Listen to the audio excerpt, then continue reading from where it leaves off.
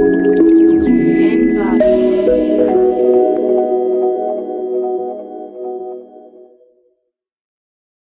हम लोग अपने निबंध की क्लास जो है उसमें निबंध पर बहुत संक्षेप में चर्चा करेंगे।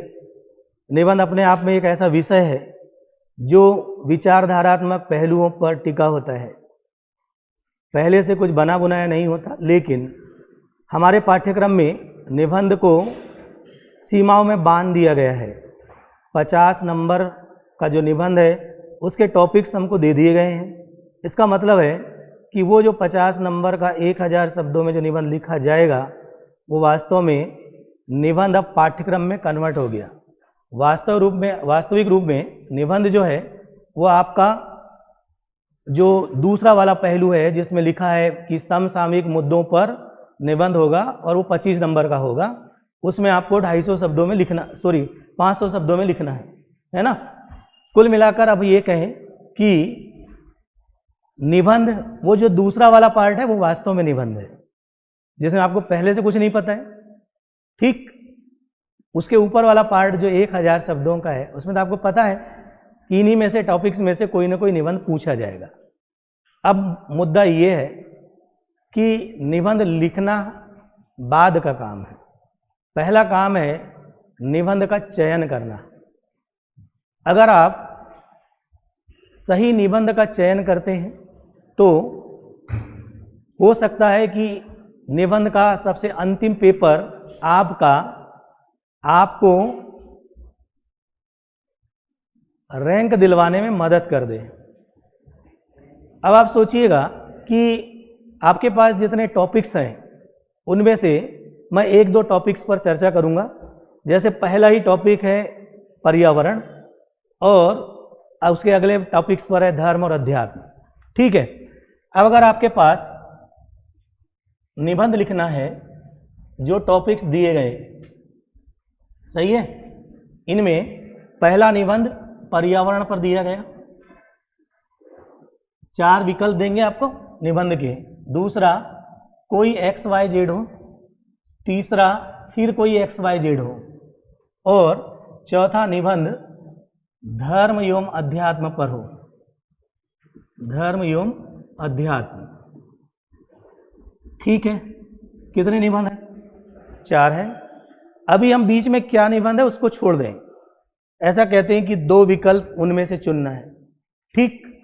और निबंध के चयन ये बहुत महत्वपूर्ण बिंदु होता है निबंध के मामले में।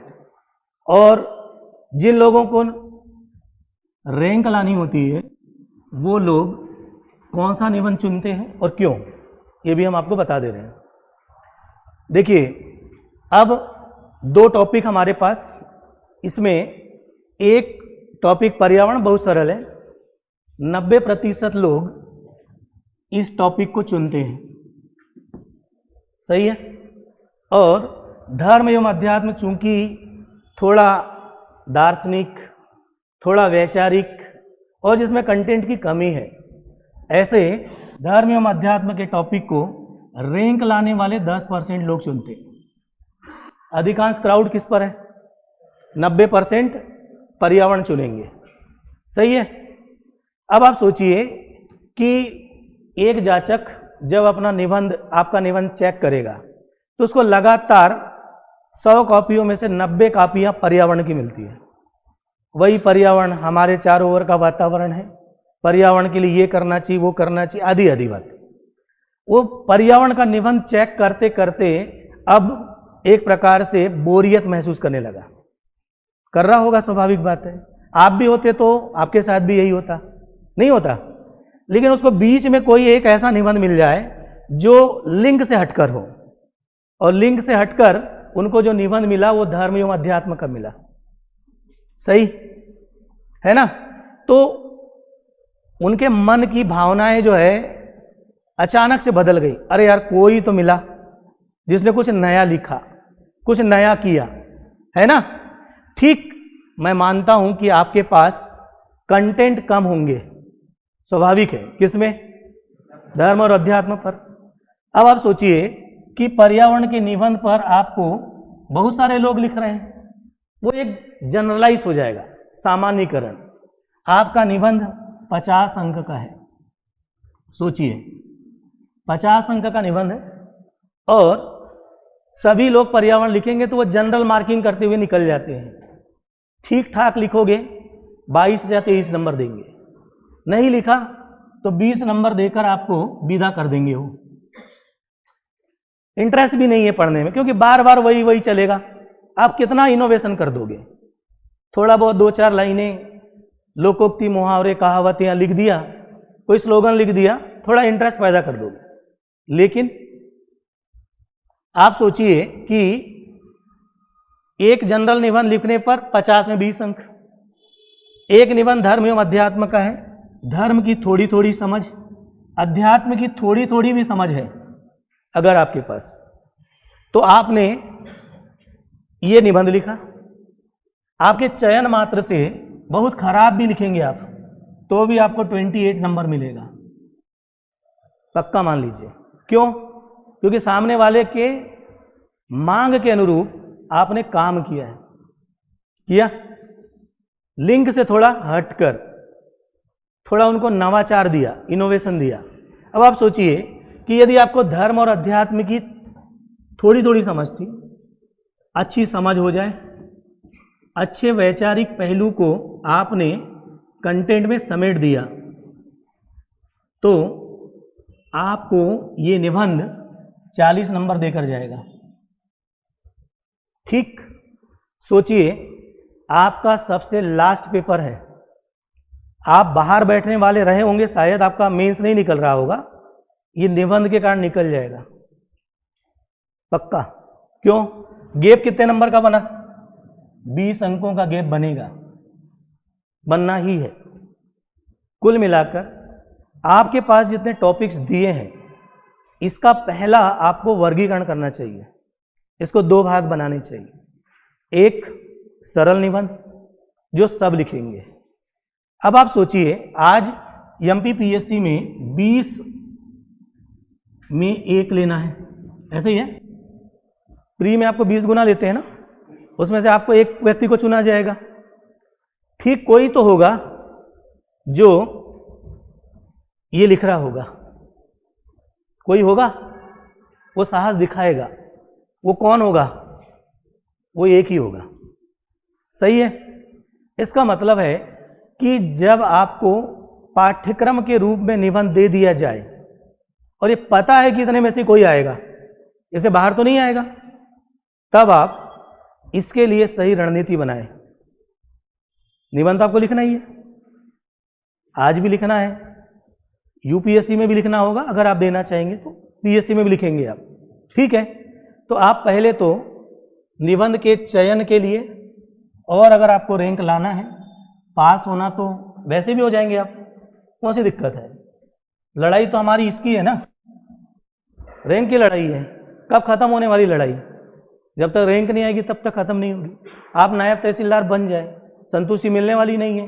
क्या आप छोड़ देंगे पेपर देना? नहीं छोड़ेंगे, है ना। आपको तो तब तक लड़ना है जब तक क्या ना आ जाए, रैंक नहीं आ जाए। तब रैंक लाना ही है तो फिर वैसा काम अभी ही करिएगा। ठीक है, अब आपको इन दिए गए निबंध का क्या करना चाहिए? वर्गीकरण कर लेना चाहिए। ठीक, अब यहां से जितने टॉपिक्स हैं आपके पास, इनमें उन निबंधों को छाटिए जो आपको एक्स्ट्रा ऑर्डिनरी नंबर दे, 20 की जगह 40 अंक। ठीक है, ऐसे आपके पास निबंध होंगे, वो वर्गीकरण करेंगे तो आपको एक ट्रेडिशनल निबंध मिलेगा और एक विचारधारा के स्तर पर आपको अपनी बात कहने का अवसर देने वाला निबंध मिलेगा। जैसे पर्यावरण बिल्कुल सरल है, लेकिन धर्म और अध्यात्म थोड़ा इनोवेटिव है, वैचारिक पहलुओं की मांग करेगा। आपकी समझ कितनी बेहतर है या नहीं है, ये पता चलेगा वहां पर। ठीक है, निबंध की तैयारी में ऐसे ही निबंधों को तैयार कर लेना चाहिए।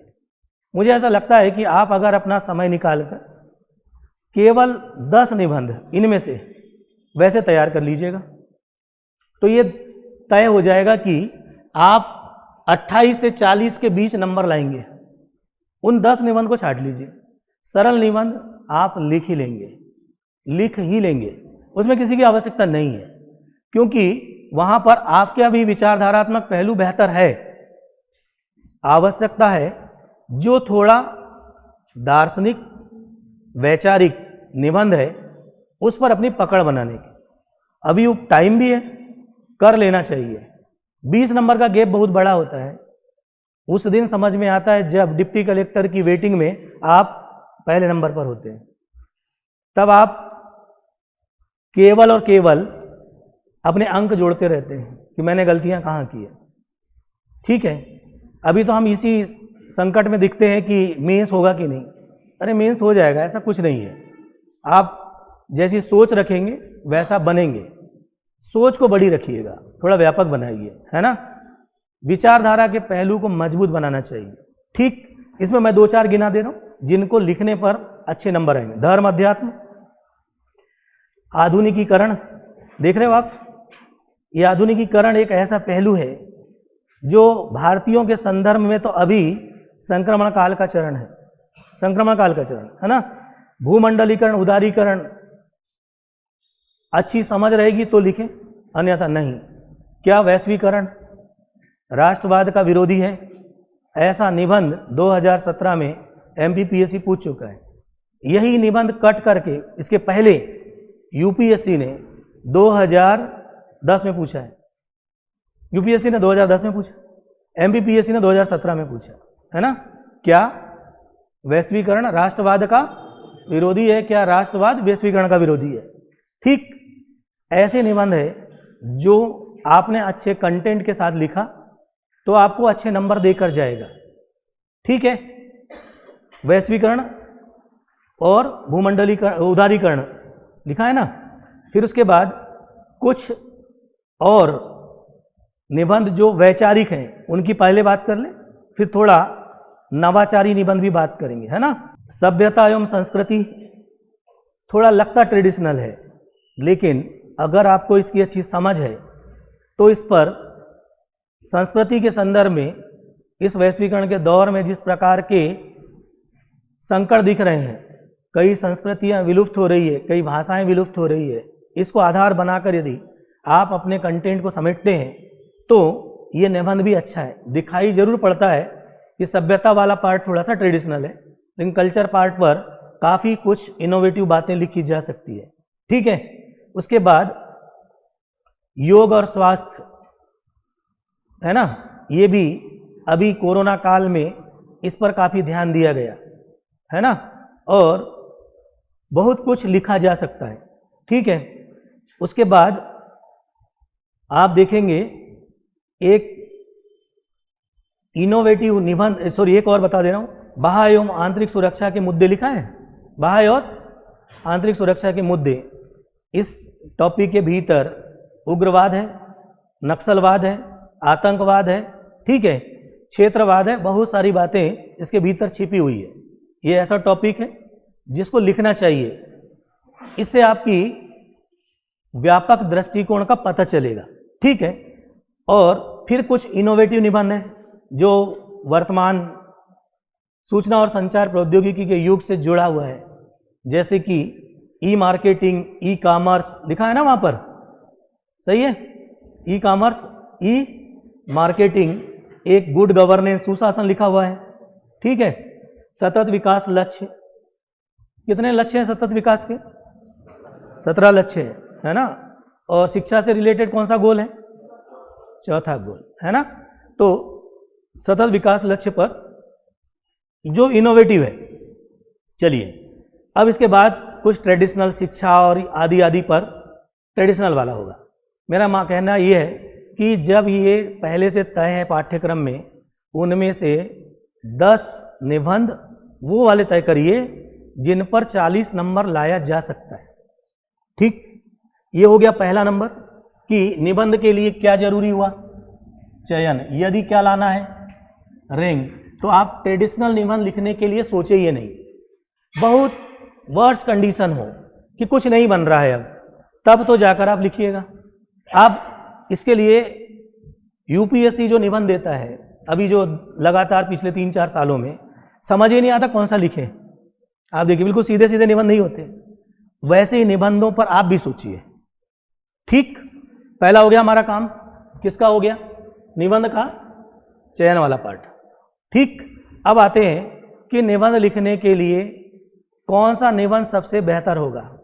चयन करना ठीक है, लेकिन उसमें क्या चाहिए? किसमें? निबंध में। वो दूसरे नंबर पर आते हैं, है ना। तो आपके पास कॉपी पेन है ऑलरेडी, आप लोग निबंध के लिए पहला बिंदु क्या हुआ था? निबंध का चयन हो चुका।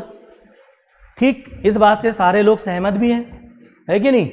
एक ही प्रकार की सब्जी अगर आपको रोज खिलाई जाए तो आपका मन उबने लगेगा, लेकिन बीच बीच में कुछ मसालेदार सब्जी मिल जाए तो थोड़ा जीवन का आनंद बदल जाएगा। बस यही बात है उसमें, निबंध में, और कोई बात नहीं है ना। ठीक, अब अगले नंबर पर आते हैं, और दूसरा नंबर है कि अगर आप निबंध लिखना चाहते हो, कोई भी व्यक्ति अव्यवस्थित काम नहीं करे, निबंध के मामले में विशेषकर। ठीक है, हम लोग अपना संविधान पढ़े, बहुत सारे सब लोग पढ़े हुए हैं, कोई ऐसा नहीं है जो संविधान बिना पढ़े आया होगा, है ना। और संविधान पर केशवानंद भारती मामले में न्यायालय ने बोला कि मूल ढांचे को कोई छेड़खानी नहीं करेगा। यही बात मिनर्वा मिल्स मामले में दोहराई गई, सही है ना। इसका मतलब है कि जैसे हमारे संविधान का एक मूल ढांचा है, वैसा का वैसा ही निबंध का भी ढांचा होता है। पहला याद रखिएगा, आपको निबंध लिखने के पहले निबंध का ढांचा बनाने सीखना है। ठीक, ढांचा बनाना। जैसे सोचिए आप कि यदि हम उत्तर भारत की बात करें, और उत्तर भारत में मंदिर निर्माण की एक शैली थी, नागर शैली। कौन सी है ना? उत्तर भारत में, सही है। तो जब उत्तर भारत में नागर शैली के मंदिर बने, तो शुरुआती दौर में जब मंदिर बन रहे थे तो मंदिर 4 पिलरों पर खड़ा करके समतल छत वाला बना रहे थे। कैसी छत वाला? समतल छत वाला। ठीक, जैसे जैसे समय बदला, तब यही समतल छत वाला मंदिर शिखर वाला मंदिर बन गया, सही है ना। लेकिन ढांचा तो पिलर ही रहा होगा ना। उस पिलर पर ही आपने क्या किया? आगे इनोवेशन किया कि समतल छत को काय में कन्वर्ट कर दिया, शिखर में बदल दिया, सही। बिल्कुल वैसे ही आपको निबंध के लिए पहले तो क्या बनाना है? ढांचा बनाते आ जाए। ढांचा बन जाने के बाद कहते हैं कि मकान का पिलर बन गया और ये खड़े हो गए। क्या? बेसमेंट बनाने के बाद पिलर खड़े कर दिए आपने। ठीक, रफ छत बना दी। जैसे आप अपने मकान को बनाने के लिए किसी इंजीनियर के पास जाते हैं और वो आपको एक कच्चा क्या करके देता है? ढांचा बना के देता है ना। किसके लिए? मकान के लिए। वही काम आपको भी करना है। इसका मतलब है निबंध बाद में लिखेंगे, पहले निबंध का ढांचा बनाने सीखें, है ना। क्या बनाने सीखना है? ढांचा बनाने सीखना है। डिमांड के अनुसार ढांचा बनेगा। डिमांड के अनुसार ढांचा बनेगा, मतलब ऐसा है कि जैसा निबंध का प्रश्न होगा, क्या राष्ट्रवाद वैश्वीकरण का विरोधी है? डिमांड अलग हो गई, है ना। वैश्वीकरण, संभावना और चुनौती, ढांचा अलग हो जाएगा। हुआ कि नहीं? एक में आपसे प्रश्न पूछा गया, क्या राष्ट्रवाद वैश्वीकरण का विरोधी है? और दूसरे क्वेश्चन में क्या है? वैश्वीकरण, संभावनाएं, चुनौतियां। ठीक, प्रश्न बदल गया है, टॉपिक आपका बदल गया, ढांचा बदल जाएगा, सही है। आपको कम से कम 6-7 प्रकार के ढांचे बनाने की कला सीखना है। 6-7 प्रकार बोल रहा हूं मैं। आज एक सरल ढांचा, बिल्कुल सरल आपको सिखा दूंगा। 10 मिनट लगेगा मुझे आपको ढांचा बताने में। उस पर आप 1000 शब्द का निबंध आसानी से लिख देंगे। 1000 शब्द का बोल दो, और ढांचा कितने मिनट केवल लगेंगे? 10 मिनट बनाने में। वो सबसे सरल ढांचा होगा। निबंध का ढांचा बनाने के लिए जैसे हमने मंदिर बनाने के लिए पहले सपाट छत वाला बनाया, फिर शिखरनुमा बनाया ना, वैसे ही ढांचा भी पहले सरल ढांचा बनाने सीखिए, उसके बाद थोड़ा कठिन ढांचा बनाने सीखेंगे। ओके, है ना? अगर हम अचानक से कठिन काम करने लग जाएंगे तो फिर उत्तरोत्तर वृद्धि नहीं दिखेगी, है ना? ठीक है, सही है। तो हमको क्या बनाने सीखना है? सबसे पहले ढांचा बनाने सीखना है। ओके, जब आप ढांचा बना लेंगे, मैं बनाने सिखाऊंगा आज, तब डिमांड होती है कि रंग भरने की। रंग भरने का मतलब अब मकान को क्या करना है? सजाना है। अब सजाएंगे कैसे? जितना आप बेहतर तरीके से सजा पाएंगे उतना मकान अच्छा दिखेगा, है ना? रफ मकान अभी केवल स्ट्रक्चर खड़ा हुआ उतना अच्छा नहीं लगता। ठीक है, सजाने के लिए आपको लगेगी भाषा। क्या लगेगी? भाषा लगेगी।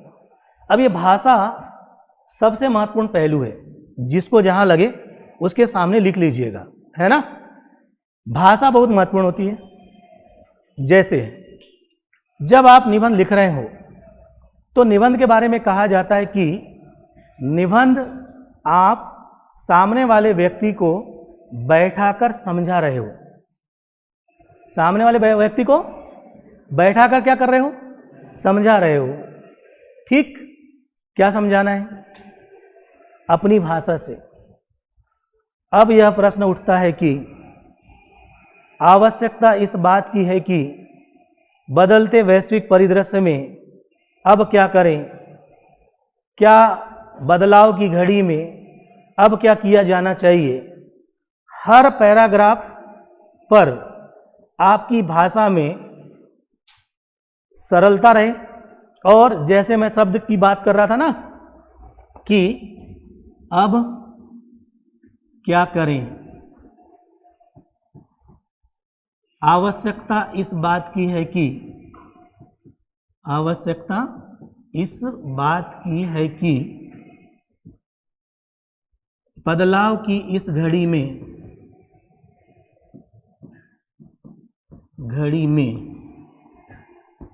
अब क्या करना चाहिए?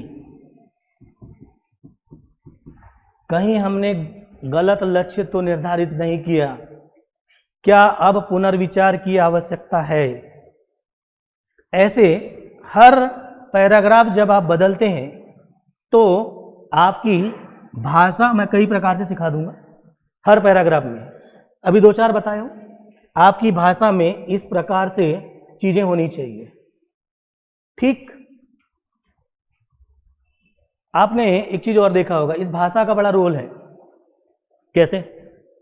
नावेल कुछ लोग पढ़ते होंगे, पढ़ते हैं ना? आप देखिएगा, नावेल जब आप पढ़ते हैं तो आप डूबते ही जाते हैं, बाहर निकलते ही नहीं है, और छोड़ता नहीं है कई बार व्यक्ति, है ना, जब तक वो क्या ना हो जाए, खत्म ना हो जाए। ठीक, यही निबंध लिखते समय आपकी कला होना चाहिए। आपके निबंध को कोई पढ़ना शुरू कर दे तो वो अंदर डूबता ही जाए, डूबता ही जाए, वो तब तक ना छोड़े जब तक कि वो खत्म ना हो जाए। मेरा जो निबंध मैंने आप लोगों को दिया हूँ, इसको पढ़िएगा। मैंने 2010 में लिखा था, है ना? दृष्टि में हम लोग निबंध की क्लास करते थे, उस समय इस निबंध को हमने लिखा था। उसमें आप हमारी भाषा देखिए, है ना, कैसे विचारों को एक के बाद दूसरा लिंक कर करके बहुत सारी चीज़ों के साथ पिरोया गया। ठीक, उसको आप देखेंगे, पढ़ेंगे तो आप भी डूबते जाएंगे, तब तक नहीं छोड़ेंगे जब तक कि वो खत्म ना हो जाए। बस उसकी एंडिंग अच्छी नहीं है, उसका एक कारण भी बता दें। जब हम ये निबंध लिख रहे थे तो सुधीर नाम का एक मेरा दोस्त है, हरियाणा का है, जाट है, बहुत ऊंचा आदमी, वो भी इंटरव्यू दे रहा था। तो हम दोनों पीछे बैठे थे निबंध का जो टेस्ट था उसमें। तो हमारे बगल में भी एक लड़का था जिसका 2 बार बीच बीच में फ़ोन बज गया। एक बार बजा, क्या होता है, निबंध लिखते समय विचार चलते हैं, उसके बीच में कोई व्यवधान नहीं चाहिए। अगर व्यवधान आएगा तो फिर लिंक टूट जाता है ना। एक बार तो संभाल लिया कोई भी व्यक्ति, चलो यार बच जाता है, 5 मिनट बाद उसका दूसरे बार बच गया। अब दूसरे बार बच गया तो हम तो थोड़ा सा मध्य प्रदेश के लोग हैं, थोड़ा उदार लोग हैं, चलो यार ठीक है। अब वो हरियाणा का जाट था, वो दोनों भिड़ गए, तो अब क्या करें, उनने तो छोड़ ही दिया। मैंने कहा यार जल्दी से मैं तो कम से कम कंक्लूड तो कर दूं, है ना। तो एंडिंग में अच्छा नहीं कर पाया उस निबंध में। और वो व्यक्ति कौन थे कभी बताऊंगा जरूर, है ना। ये मध्य प्रदेश के इंदौर में उन्होंने एक बड़ा ब्रांड बनाया था, ठीक है। और फिर जो भी हुआ होगा आगे बात करेंगे, चलो ठीक। तो निबंध जो है उसमें सबसे जो महत्वपूर्ण भूमिका अदा करेगा वो आपकी भाषा है ना। सोचिए ऐसे, अगर कोई एक व्यक्ति है जो बोलता है तो उसकी भाषा में माधुर्य झलकता है, तो सुनने का मन करता है ना। और एक व्यक्ति बोलता है थोड़ी आवाज़ कर्कश निकलती है, वो हो सकता है, तो प्राकृतिक है, क्या कर लेंगे उसके लिए, लेकिन फिर भी उसको बेहतर बनाया जा सकता है ना। बस यही यहाँ पर भी होता है निबंध में, आपकी भाषा में वो सब कुछ झलकना चाहिए, ठीक है। आगे बात समझ। तो भाषा में हर मिनट हर पैराग्राफ पर चीज़ें बदलना चाहिए, ठीक। अगली बात, और आप अपनी भाषा के माध्यम से सामने वाले से बातचीत करेंगे। बहुत ध्यान से सुन लीजिएगा मेरी बात। क्या करेंगे, बातचीत करेंगे। ऐसा समझ कर लिखना है कि सामने वाला सामने बैठा है और मैं बातचीत कर रहा हूँ, है ना। तब निबंध में आप उनको डुबा देंगे, आ जाएगा वो। 2-4 बार आप लिखेंगे तो अपने आप धीरे धीरे चीज़ें अच्छी होगी। निबंध को अभी पहले 2-4 बातें कर ले, फिर मैं बताऊंगा कि निबंध एक दिन में नहीं बनेगा अभी, अगर आप लिखना चालू करेंगे, है ना। एक एक सेक्शन उसका मजबूत बनाना पड़ेगा। चलो चौथे नंबर पर आते हैं। अब भाषा तो बन गई आपकी, पहले क्या बना, ढांचा। ढांचा के बाद भाषा। अब भाषा के बाद आता है विचार, ठीक। विचार डैश करके विचारधारा लिख लीजिएगा, ज़्यादा बेहतर होगा। विचारधारा, ठीक है। यहां पर अब हम विचारधाराओं से परिचित होने की जरूरत पड़ती है। निबंध अगर आपको 1000 शब्द का लिखना है तो स्वाभाविक है कि आपको विचारधारा को मजबूत बनाना पड़ेगा। यद्यपि आज का जो दौर है जहां हम लोग जी रहे हैं, इसको बोलते हैं कि विचारधारा के अंत का युग है। यहाँ कोई विचारधारा बची ही नहीं है। लेकिन जब वैश्विक स्तर पर शुरुआत हुई तो आपने सुना होगा समाजवाद की विचारधारा, रूसी क्रांति आई तो साम्यवाद की विचारधारा, पूंजीवाद की विचारधारा। गांधी जैसा व्यक्ति अपने आप को अंत में कहता है कि मैं अराजकतावादी हूँ। कैसा हूँ, अराजकतावादी हूँ, ठीक है। कुछ लोग अतिवादी विचारधारा भी रखते हैं ना। ये सब बहुत सारी विचारधाराएं हैं। भारत के संदर्भ में हम कहते हैं कि केरल या बंगाल में वामपंथी विचारधारा ज़्यादा हावी है। कौन सी, वामपंथ की विचारधारा। वामपंथ यानी साम्यवाद की विचारधारा, जहाँ पर श्रमिकों के हित पर ही सब कुछ बातें होती हैं, ठीक। जबकि समाजवाद कहता है कि सर्वजन हिताय सर्वजन सुखाय, ठीक। हमारे पास और भी विचारधारा के स्तर पर बात करेंगे तो गांधी सर्वोदय की बात करते हैं, सुना है नाम, है ना। और दीनदयाल उपाध्याय उसी को बदल देते हैं, अंत्योदय कहते हैं। आज ही हम मोदी जी का एक वो देख रहे थे तो उन्होंने अंत्योदय पर काफ़ी बातें लिखी है, अंत्योदय। और उन्होंने अपना एजेंडे में कहा कि हमारा पूरा एजेंडा ही अंत्योदय को ऊपर लाने का है। किसने बोला, मोदी जी ने, ठीक है। एक अमेरिका में आप उसमें पढ़िएगा संपादकी में, एक महिला कोई है जो लिखती है कि आज का जो दौर है वहाँ असहिष्णुता बहुत ज़्यादा बढ़ गई है। वैश्विक स्तर पर भी बढ़ी है, भारत में भी देखने को मिलता है कि असहिष्णुता क्या हो गई है, बहुत ज़्यादा बढ़ी है, ठीक है। तो विचारधारा के स्तर पर अब कोई एक विचारधारा नहीं जिस पर हम टिक कर रहे हैं। कोई ये कहने लगे कि अरे यार हम तो वामपंथी हैं, केवल उतने तक टिके रहेंगे तो कोई नहीं टिका है। आज विचारधारा का अंत है, कोई दिक्कत नहीं, लेकिन फिर भी विचारधाराओं से हमको परिचित होना पड़ेगा, ठीक है। समाजवाद क्या होता है, कम से कम उसका स्लोगन तो पता रहे, सर्वजन हिताय सर्वम सुखाय का, पता रहे ना। पूंजीवाद स्वतंत्रता पर बल देता है, उन्मुक्त बाजार की बात करता है कौन? पूंजीवाद। हम शुरुआती दौर में पूंजीवाद के मॉडल को छोड़ के चले, लेकिन अंततः हमने मॉडल एलपीजी का तो है, वो पूंजीवाद का ही मॉडल अपनाया कि नहीं, जहां पर हम देखते हैं कि आय की असमानता लगातार क्या हो रही है, बढ़ रही है, उसके बावजूद भी उस मॉडल को अपना रहे हैं।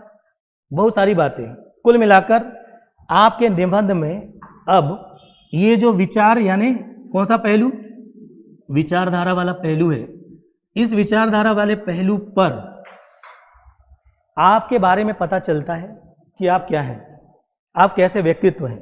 ठीक यहां पर निबंध में सबसे ज़्यादा संतुलित चलने की आवश्यकता होती है। मुझे पता है कि आरक्षण मेरी दृष्टि में गलत है, मुझे पता है कि मेरी दृष्टि में आरक्षण सबसे अच्छा है, दोनों ही दृष्टिकोण गलत है। मुझे बीच का रास्ता चाहिए। कौन सा मार्ग? मध्यम मार्ग। तो विचारधारा के स्तर पर जब आप निबंध लिखते हैं तो हमेशा मध्यम मार्गी बनिए। कैसा बनेंगे? मध्यम मार्गी। न तो अतिवाद लिखना है, ठीक, न तो किसी के पक्ष में लिखना है, न किसी के विपक्ष में लिखना है। बिल्कुल हम पसंद नहीं करते हैं, फिर भी सहिष्णु बना रहना है। कैसे बने रहना है? सहिष्णु बने रखना है। और लिखते समय इस बात को दिमाग में लेके चलना है, कहीं मैं लिखते लिखते अतिवादी तो नहीं हो रहा हूं, या किसी एक पक्ष के प्रति मेरा अनुराग तो नहीं है, मेरा प्रेम तो नहीं झलक रहा है ना। भावनाओं पर निबंध नहीं लिखना है, ध्यान रख लीजिएगा। निबंध लिखेंगे तर्कों पर, और जो मध्यम मार्गी होगा वो किस पर चलेगा? किस पर चलेगा भाई? तर्कों पर चलेगा। ठीक, बीच का रास्ता ही लेकर के आपको चलना है। मध्यम मार्ग अपनाइए, तर्कों पर बात करिए, भावनाओं को दबा के रखिए। ठीक है, न तो पीएससी की परीक्षा में भावनाओं की जरूरत है, न और कहीं पर जरूरत है। ठीक है, भावनाएं हमारे को कहीं ना कहीं गलत दिशा में ही लेकर जाएगी। अगर हम कवि होते तो उनकी जरूरत होती है। हम कवि नहीं, प्रशासक बनने जा रहे हैं। क्या बनने जा रहे हैं? प्रशासक। इसीलिए किसको कंट्रोल में रखना है? भावनाओं को कंट्रोल में रखिए। विचारधारा के स्तर पर क्या बनिए? मध्यम मार्गी बनिए। और किसके साथ लिखिए? तर्कों के साथ अपनी बात लिखिएगा। ठीक, अब पहला हो गया चयन, दूसरा हो गया ढांचा। ढांचे के भीतर क्या चाहिए? भाषा सरल बनाएंगे आप लोग। और सबसे ज्यादा उस निबंध को सजाने में किसकी जरूरत है? विचार की। लेकिन थोड़ा थोड़ा बीच बीच में मसाला भी लगाना पड़ेगा, नहीं लगाओगे तो निबंध नीरस हो जाएगा। मसाला लगेगा कैसे? है ना, लोकोक्ति मुहावरों से। किससे? लोकोक्ति और मुहावरों से। ये आपको यूज करते आना चाहिए। ठीक है, ये मसाला लगाने में मदद करेंगे लोकोक्ति मुहावरे, है ना, इसकी जरूरत पड़ेगी। कई सारे लोकोक्ति मुहावरे अब मुझे लिखना है ना, लेकिन ऐसा नहीं होता कि बना बुनाया लेकर गए और वहां पर लिख दिया। आप हमारा निबंध वाला पढ़िएगा, उसमें मैंने 3-4 जगह लोकोक्ति या मुहावरे डाले होंगे, लेकिन वो उसी के अकॉर्डिंग चल रहा था तो डल गया। ऐसे नहीं डाल पाएंगे।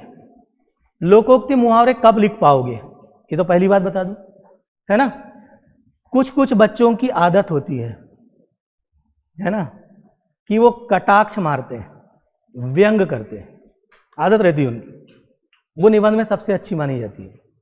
क्या करने वाला? कटाक्ष या व्यंग मारने वाला।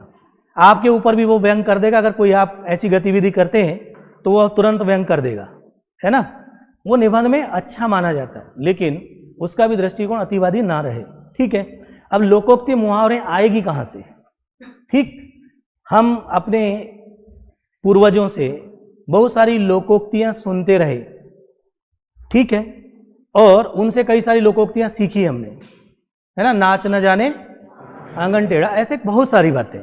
अब मेरा वो निबंध पढ़ेंगे, उसमें मैंने 4, 5, 6 डाली होगी, वो तो उसके साथ ही डलेगा। लेकिन जैसे लोकोक्ति मुहावरे डलेंगे, थोड़ा सा मसाला डल जाता है, थोड़ा अच्छा हो जाएगा। ठीक है, तो आप प्रयास करेंगे क्या डालने का, लोकोक्ति मुहावरे। और बहुत सारे हमारे पास विचारक हैं, समाज सुधारक हैं, उनके जितने स्लोगन आप याद रख पाते हैं, बहुत ज़्यादा याद रखने की वैसे ज़रूरत नहीं है ना।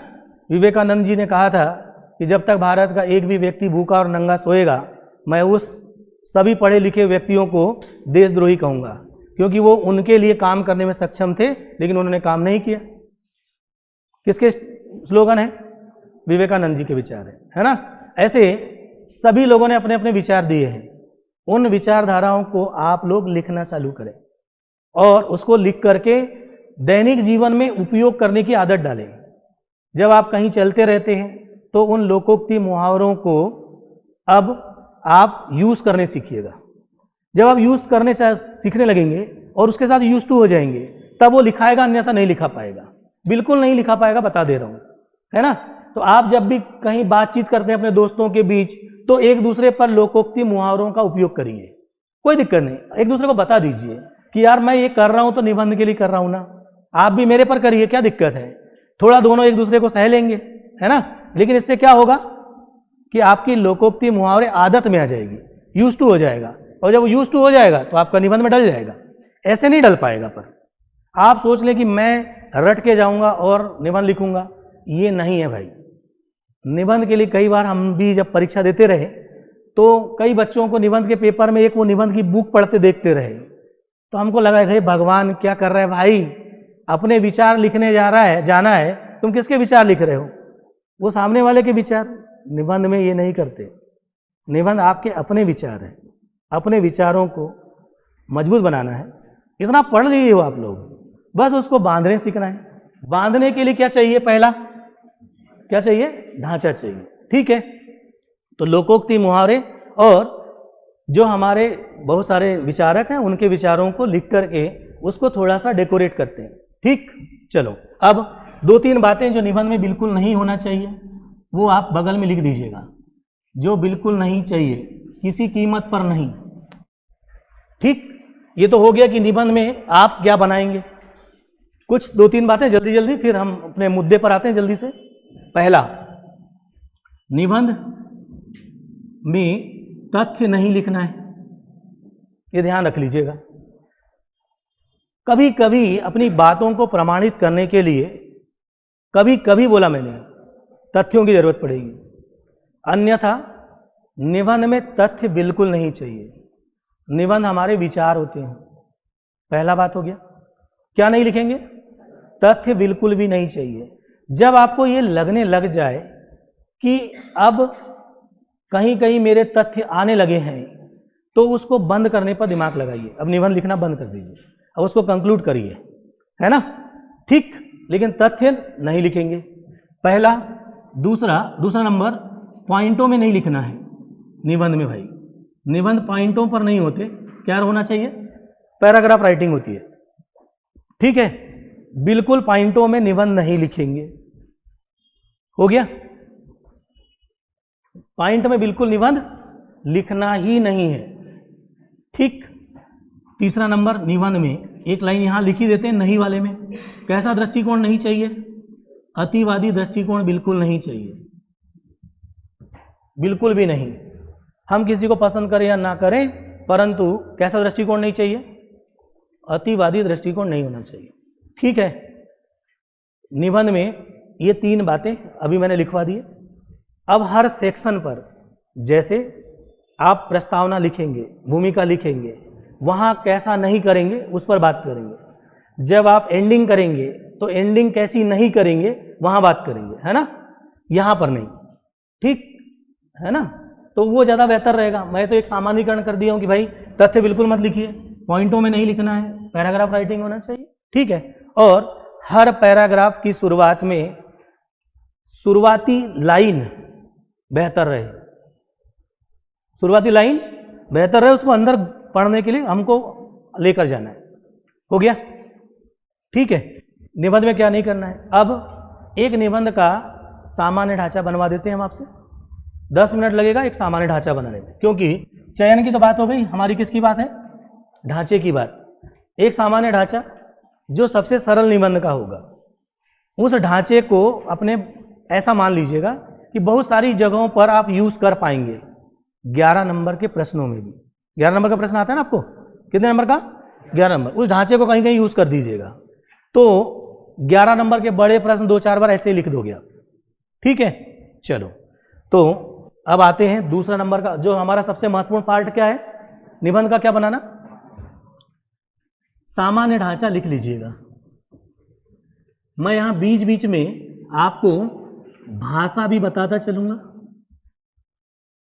ठीक। और ये ढांचा आपको मैं सिखा दे रहा हूं, ये घर जाके स्वयं बना के देखिए, ठीक है ना। सामान्य निबंध कोई ऐसा मान लो जो किसी न किसी समस्या से रिलेटेड होगा, ऐसा मान लेते हैं, क्योंकि भारत में ढेरों समस्याएं हैं, पर्यावरण की, महिलाओं के बारे में, समाज के कमजोर वर्गों के बारे में, ठीक है, शिक्षा के मामले में अनगिनत समस्याएं, ठीक। ऐसा एक निबंध मान लेते हैं, उस समस्या से रिलेटेड कोई निबंध है, उनमें से कोई ना कोई तो मिलेगा जो सबसे सरल माना जाएगा, ठीक है। चलिए, सबसे पहला काम कि हमारे को भूमिका या क्या लिखनी होती है, प्रस्तावना, वो तो लिखना ही है, ठीक। अभी हम थोड़ी देर पहले आपको वो दिखाना चाह रहे थे, एक वीडियो क्लिप है ना। उस वीडियो क्लिप में ये था, अब क्या करें, ठीक है। ये अब क्या करें,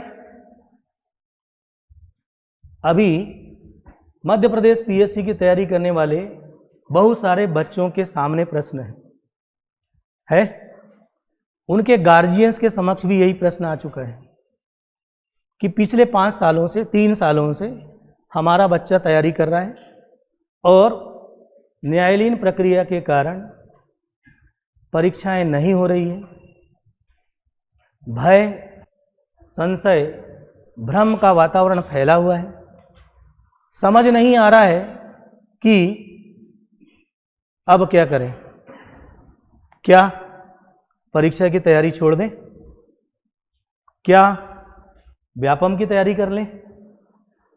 व्यापम की तैयारी करने जाते हैं, वही पेंच फंसा हुआ है, क्योंकि वो भी न्यायालयीन प्रक्रिया में फंसा हुआ है। तब क्या इतनी दिनों तक की गई मेहनत बेकार जाती हुई दिख रही है। तब फिर वही प्रश्न, अब क्या करें, घर जाएं, दाम्पत्य जीवन में बन जाएं,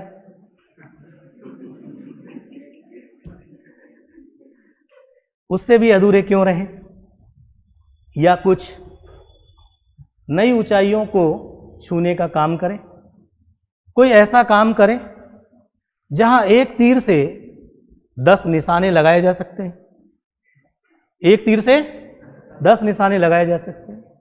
अब मैं क्षमतावान हो चुका हूं, कर सकता हूं, आधा काम पूरा हो चुका है, कुछ बचा हुआ है। यदि मैं एक काम को, उस काम को 4 महीने का समय दे देता हूं तो संभव है एक तीर से 10 निशाने लगेंगे। आखिर वो काम है क्या जिससे एक तीर से 10 निशाने लगेंगे।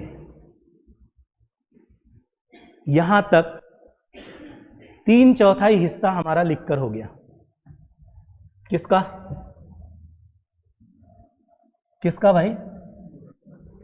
ना, हमारी प्रस्तावना का। हमारा पेज 1 होता है पूरा, पहले पेज का 3/4 हिस्सा, कितना?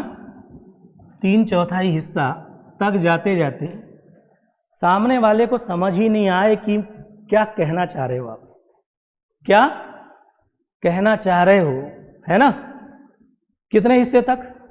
पेज का कितना हिस्सा?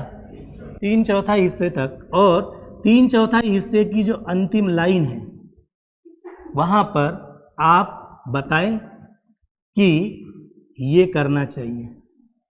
जैसे एक तीर से 10 निशाने लगेंगे। सही है। कहने का तात्पर्य है कि आपके निबंध का जो टॉपिक है ना, वो कहाँ आना चाहिए, इस जगह तक आना चाहिए। सामने वाले के मन में यार कहना क्या चाह रहा है बता भाई। उत्कंठा उत्सुकता जागृत की कि नहीं आपने, की है। और सही में ये दौर चल रहा है आपके साथ, चल रहा है कि नहीं बता दो, चल रहा है ना। अरे चल रहा है कि नहीं, सबके सामने यही प्रश्न है आज, अब क्या करें, है कि नहीं बताओ। ठीक है,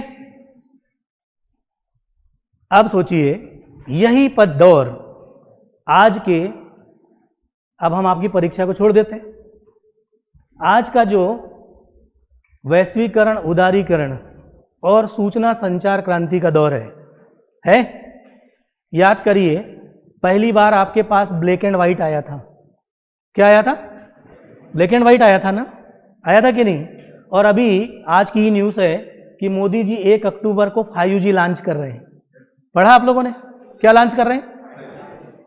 मतलब आप सोचिए कि मुश्किल से 15 साल नहीं हुए, आपका ब्लैक एंड व्हाइट गया, वो टिपला छोटा वाला बड़े मुश्किल से मिला था यार, मिला था कि नहीं। फिर 2G आया, 3G आया, 4G आया, क्या आ गया? 5G। तीव्र गति से बदलते वैश्विक परिदृश्य में पता ही नहीं चलता है कि हम कितने आगे बढ़ रहे हैं और कितना पिछड़ रहे हैं। पता चल रहा है आपको कितना आप आगे बढ़ रहे हैं और कितना पिछड़ रहे हैं। इस समय की मांग यह है कि अगर इसके साथ नहीं चले तो मन में ये बात तो आ जाएगी कि मैं कमजोर हूं। यदि मैं आगे बहुत बढ़ता भी हूं तो कहीं ना कहीं कोई और आगे बढ़ता हुआ दिखाई पड़ता है। हर दिन नया बदलाव, नया परिवर्तन, नवाचार का दौर। कैसा दौर है? इनोवेशन का दौर है कि नहीं? सही। मेरे जैसा बुद्धिमान व्यक्ति, बुद्धिजीवी व्यक्ति, जिसका काम ही सोचना है, विवेकशील प्राणी है, वो शांत नहीं बैठ सकता, दौड़ेगा, जीतेगा, आगे बढ़ेगा। बढ़ेगा कि नहीं? ठीक है। जब ऐसा भय भ्रम आ जाएगा तो नीचे नहीं देखेगा। पटवारी नहीं बनना है, पटवारी तो आप बन ही जाएंगे, पटवारी तो आप बन ही जाएंगे। तो देखना कहां पर है? ऊपर देखना है, कोई एक बड़ा गोल। ठीक है, सही है ना। तो कुल मिलाकर मैं ये कहना चाह रहा हूं कि जब आप कोई भी टॉपिक उठाएं, उसकी प्रस्तावना में वर्तमान परिदृश्य के साथ चीजों को जोड़कर प्रस्तावना बनाइएगा। मैं 3-4 प्रकार से आपको प्रस्तावना लिखने का तरीका सिखा दूंगा, है ना। ठीक है, लेकिन कहते हैं ना कि first impression is last impression है, वहां से ही आपका माहौल बनेगा। और टॉपिक आपका कहां पर आना चाहिए प्रस्तावना के बाद? 3/4 भाग जो है वहां पर आपका टॉपिक है। ठीक है, आपको मैंने जो निबंध दिया है आप देखिएगा उसको पढ़ लटिए जल्दी से। उसका अंतिम 3-4 भाग जो होगा संभवतः, देखो इसी प्रकार पर कहीं गोला लगा है, देखो, अरे पहले पेज में इसी प्रकार पर एक गोला लगा है ना। इसी प्रकार की एक नक्सलवाद की समस्या भारत की राष्ट्रीय एकता और अखंडता के समक्ष पिछले कई वर्षों से विद्यमान है। आपका टॉपिक कितने जगह पर आया? 3/4 भाग में आया। उसके पहले समझ ही नहीं आ रहा था कि हम कहना क्या चाह रहे हैं, हो रहा था ऐसा। ठीक है, ये प्रस्तावना लिखने का एक तरीका है। ऐसा नहीं कि केवल प्रस्तावना एक ही तरीके से लिखी जाती है, लेकिन उत्सुकता सामने वाले के मन में आ जाना चाहिए, आना चाहिए। चलो, तो पहला काम क्या हो गया? क्या लिखने का? प्रस्तावना लिखने का। लेकिन अभी हमारा वो प्रश्न छूटा हुआ है, अब क्या करें? छूटा है कि नहीं? अब क्या करें, ये सबके सामने प्रश्न है। उसका उत्तर हम अभी दे देंगे थोड़ी देर में। चलिए, अब आता है दूसरा नंबर का भाग। जैसे ही वो 3/4 हिस्से तक आप बढ़ेंगे, अब आप प्रश्न उठाते हुए अपनी बात कहें, प्रश्न उठाते हुए बातचीत की शुरुआत करें, अपने निबंध की शुरुआत करें। प्रश्न उठाते हुए बातचीत करना सबसे बेहतर माना जाता है। कई प्रकार के प्रश्न उसमें देखेंगे, हमारे निबंध में भी तो दिख जाएगा आपको, ठीक है। ये निबंध भी हमारे साथ साथ चलेगा तो बेहतर रहेगा। हो गया, ठीक है। जो भी अब प्रश्न ये उठता है कि नक्सलवाद की समस्या के मूलभूत प्रश्न क्या है। यदि इन प्रश्नों को ठीक ढंग से उकेर लिया जाए तो हम इस समस्या का हो सकता है कोई अच्छा समाधान खोज पाएंगे। आदि आदि बहुत सारे प्रश्न उठाएंगे आप, ओके, ठीक है ना। ये हमारा पेज खत्म हो गया। अब आप अगले पेज पर आएंगे, आ जाएंगे, ठीक। अब ये जो भी समस्या रही होगी XYZ, वो समस्या से रिलेटेड क्या उठाए गए आपने, बहुत सारे प्रश्न उठाए ना। अब आप ये कहेंगे कि आखिर इस समस्या पर आज ही हम क्यों सोच रहे हैं, या अभी इस वर्तमान दौर में ही इस समस्या पर क्यों सोचा जा रहा है, ठीक है। यानी जो भी आपका टॉपिक है, इस प्रश्न पर आज विचार करने की आवश्यकता क्यों है ना। आवश्यकता क्यों है। आप भी चाहें तो अपनी भाषा लिखते जाइएगा, एक ढांचा बन जाएगा आपके साथ, है ना। मैंने पहले प्रस्तावना लिखा, उसके 3/4 भाग में पूरा ढांचा ही बनाना है हमको। बीच बीच की भाषा भी मैं आपको बताते चलूंगा, वही भाषा को यूज कर देंगे आप तो भी काम चल जाएगा। कम से कम कहीं एक छोर से तो आपको शुरू करना है ना, करना है कि नहीं। इस प्रश्न पर आज ही विचार करने की आवश्यकता क्यों, आज ही विचार करने की आवश्यकता क्यों है, इसके पहले क्यों नहीं सोचा गया। कोई भी ऐसी बातों से शुरू करेंगे आप, है ना। अब चौथे नंबर पर आएंगे, और चौथे नंबर में ये जो आज आपको समस्या दिख रही है, आज समस्या खड़ी हुई है, पहले नहीं रही होगी, तब तो आज प्रश्न उठा है ना, सही है, क्योंकि समस्या तो तत्कालीन होगी कोई ना कोई, ठीक है। इसका मतलब उस टॉपिक या उस समस्या जो भी है, ये पहले समस्या नहीं थी। इसका मतलब इसका ऐतिहासिक पहलू जाएंगे आप। कौन सा पहलू, ऐतिहासिक पहलू। और अब यहां पर 1 मिनट रुककर सोचना है। ऐतिहासिक पहलू, ऐतिहासिक पहलू के सामने डैश करके लिखो, अच्छा दिखाना है। कैसा दिखाओगे, अच्छा। और समस्या कब आई, आज आई है। ऐतिहासिक पहलू कैसा दिखाओगे, अच्छा दिखाना है, ठीक है। अब यहां पर रुकते हैं, तय करके बैठे हैं कि ऐतिहासिक पहलू अच्छा दिखाएंगे, लेकिन मैंने जितने निबंध चेक किए हैं, अधिकांश छात्रों को यह देखा है कि वो ऐतिहासिक पहलू बताने में 2 पेज लिखते हैं। कितने पेज, 2 पेज। जबकि आपको एक छोटे से पैराग्राफ में इतना बड़ा इतिहास समेटते आना चाहिए, ठीक, इतनी सी जगह में। मतलब ऐसे नहीं कि आप पूरा इतिहास ही पढ़ाने लग जाएं।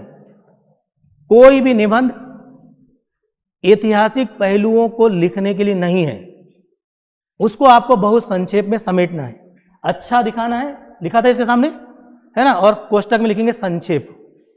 मतलब 3 से 4 लाइन में आप प्राचीन भारत से शुरू करें, ध्यान से सुन लीजिएगा, कौन से भारत से, प्राचीन भारत से शुरू करें और आधुनिक भारत पर आ जाएं, आधुनिक भारत पर आ जाएं। ऐसा आपको 3-4 लाइनों में समेटना है।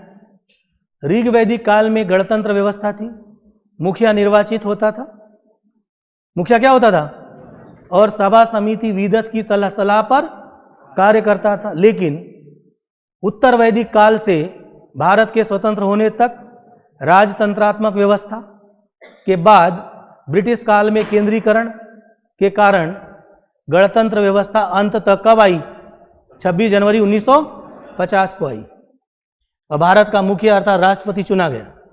कितनी लाइन बात की हमने, 3 लाइनों में। ऐसे हर टॉपिक पर, ठीक है, आपको ऐतिहासिक पहलू को समेटना है, बीच में क्या घटा है वो बताना है, सही है। अगर हमको महिला सशक्तिकरण पर लिखना रहे, मान लेते हैं, उदाहरण में बोल रहा हूं, तो भी इतिहास बहुत कम शब्दों में समेटना है। ऋग वैदिक काल में महिलाओं को समानता का अधिकार था, किसको? महिलाओं को। लेकिन उसके बाद से फिर समस्याएं क्या होना शुरू हुई? खराब होना शुरू हुई। राजपूत काल आते आते तक देवदासी प्रथा, सती प्रथा, नाम सुना है सबने, है ना? देवदासी प्रथा, सती प्रथा का प्रथा बढ़ गई, रूढ़िवाद कर्मकांड बढ़ गया। लेकिन आधुनिक काल में राजा राम मोहन राय महिला मुक्ति, उत्थान, कल्याण, सशक्तिकरण से आज हम महिलाओं के नेतृत्व में विकास, मोदी जी यही बोल रहे थे भाई, क्या बोल रहे थे? महिलाओं के नेतृत्व में विकास पर पहुंच चुके हैं। पहुंचे हैं कि नहीं? कितनी सारी लाइनें थी, कितना इतिहास था, कितने में समेट गया? थोड़े से में। राजा राम मोहन राय महिला मुक्ति से शुरुआत किए थे कि नहीं? ठीक है, मुक्ति, फिर उत्थान, फिर कल्याण, फिर सशक्तिकरण और फिर महिलाओं के नेतृत्व में विकास पर आज आ चुके हो आप लोग, आए हो। कुल मिलाकर आपको निबंध में बहुत सारी चीजों को समेटते आ जाना चाहिए, समेटना ही है। ठीक है, कौन सा पहलू लिख रहे थे हम लोग? ऐतिहासिक पहलू। और ऐतिहासिक पहलू को मैंने बोला कैसा दिखाना है? अच्छा दिखाना है, समस्या वाले में। ठीक है, फिर देखेंगे टॉपिक की डिमांड होगी क्या और कैसे लिखोगे, संक्षेप में। तो अब हम तीसरे बिंदु पर आ जाते हैं। यहां पर एक निकल कर आया, देखो। हाँ, चौथा, ऐतिहासिक पहलू कैसा लिखोगे? हाँ जी, ऐतिहासिक पहलू कैसा? संक्षेप में।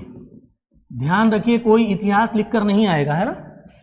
मैंने कई सारे लोगों को देखा पंचायती राज लिखते हैं, तो पूरा पंचायती राज में बलवंत राय मेहता, फिर अशोक मेहता। अरे भाई, एक लाइन में लिखो कि स्वतंत्रता के बाद विभिन्न समितियां बनाई गई। क्या?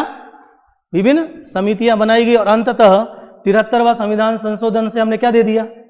संवैधानिक दर्जा देकर उनको 29 विषय दे दिया, काम खत्म। अब प्रश्न ये उठता है कि क्या उनको दिए गए 29 विषयों पर पंचायतें ठीक ढंग से काम कर रही है या अभी कुछ कमजोरियां बाकी है? क्यों आखिर राज्य सरकारें पंचायतों को सशक्त बनाना नहीं चाहती है? इन सभी मुद्दों पर, इन सभी प्रश्नों पर एक बार अच्छे से गहन विचार करेंगे तो किसी न किसी तर्कसंगत निर्णय पर हम पहुंच जाएंगे। और वास्तव में जब हम चाहते हैं कि हम ग्राम राज्य से क्या बनाना चाहते हैं? राम राज्य। कौन? महात्मा गांधी, यही बोला ना, ग्राम राज्य से राम राज्य बनाना चाहते हैं तो पंचायतों के संदर्भ में क्या काम करने की आवश्यकता है? बहुत सारी बातें हैं। कुल मिलाकर आपको समेटते आना चाहिए, है ना? और क्या नहीं लिखेंगे? ऐतिहासिक पहलू, ये आपने जीएस के पेपर में लिख दिया है, लिखा है ना? अब आपको अपने विचारों को बहुत कम शब्दों में समेटते आना चाहिए। ठीक है, ऐसे मैं कई तरीके से आपको समेटने सिखा दूंगा। ओके, समझ में आया? थोड़ा थोड़ा बढ़े आगे। चलो, क्या कहा हमने? ऐतिहासिक पहलू क्या दिखाना है? अच्छा दिखाना है। उसके बाद फिर वर्तमान समस्या क्यों उभरी? वर्तमान में समस्या क्यों उभरी? वर्तमान में यह समस्या क्यों उभरी? वर्तमान में यह समस्या क्यों उभरी? तो इसके कारणों की खोज की जानी चाहिए। क्या करना चाहिए? वर्तमान में यह समस्या क्यों उभरी, तो इसके मैं भाषा बता देता हूं पहली लाइन की, उसके अंदर तो आपको लिखना है ना? जब पैराग्राफ चेंज होगा आपका, तो वर्तमान में यह समस्या क्यों उभरी, इसके कारणों की खोज की जानी चाहिए। कारणों की क्या करोगे? खोज करेंगे हम, तब कोई एक मूल कारण मिलेगा। आप देख लीजिएगा किसी भी चीज में, नक्सलवाद की समस्या का भी एक मूल कारण था। यदि आप पहला संविधान संशोधन 1951 में जो हुआ था, जमींदारी प्रथा का उन्मूलन, उसका क्रियान्वयन ठीक कर देते। क्रियान्वयन पक्ष कमजोर रहने के कारण विमल किसान को बंदूक उठाना पड़ा और जमींदार को मारना पड़ा। यदि आप जमींदारी प्रथा का ठीक ढंग से क्या करते, उन्मूलन यानी उसका क्रियान्वयन ठीक ठाक कर देते, तो नक्सलवाद की समस्या खड़ी नहीं होती। और जो नक्सलवाद की समस्या किसी समय कानून व्यवस्था की समस्या थी, आज भारत की आंतरिक सुरक्षा की समस्या है। छोटा मोटा प्रश्न नहीं है, है ना? आंतरिक सुरक्षा के लिए मतलब कानून व्यवस्था की समस्या होती तो पुलिस काम करती। आज पुलिस की जगह सेना ला रहे हो आप अपने ही लोगों के विरुद्ध। क्वेश्चन मार्क है इंडिया के ऊपर, समझ रहे हैं आप अपने ही भाई बहनों को नहीं समझा पाए, उन गरीबों को नहीं समझा पाए जो जंगलों में रहते हैं और अपनी अस्मिता की लड़ाई लड़ रहे हैं। ठीक है, ऐसे बहुत सारी बातें होंगी, समझ रहे हो ना आप। कुल मिलाकर मूल एक कारण तो बहुत सारे होंगे, उसमें एक मूल कारण को पहचानने सीखना है। सभी कारणों को लिख देंगे, इसका मतलब है आप सामान्यीकरण करते हैं। एक मूल कारण की पहचान करते हैं, इसका मतलब आपको सेंटर पकड़ते आता है, उस मूल कारण से फिर अन्य कारण को बताइएगा। ठीक है, तो वर्तमान में क्या लिखा था हमने? हाँ, इस समस्या के कारणों की खोज करने पर हम यह पाते हैं कि यद्यपि इसके कई कारण हैं इस समस्या के, लेकिन एक मूल कारण ये है, और उस मूल कारण को एक पैराग्राफ में लिखिए। एक पैराग्राफ किस पर लिखोगे? मूल कारण। हर किसी समस्या का एक मूल कारण होगा। जैसे महिलाओं के महिलाओं के संदर्भ में समस्या की बात करें, क्या मूल कारण है?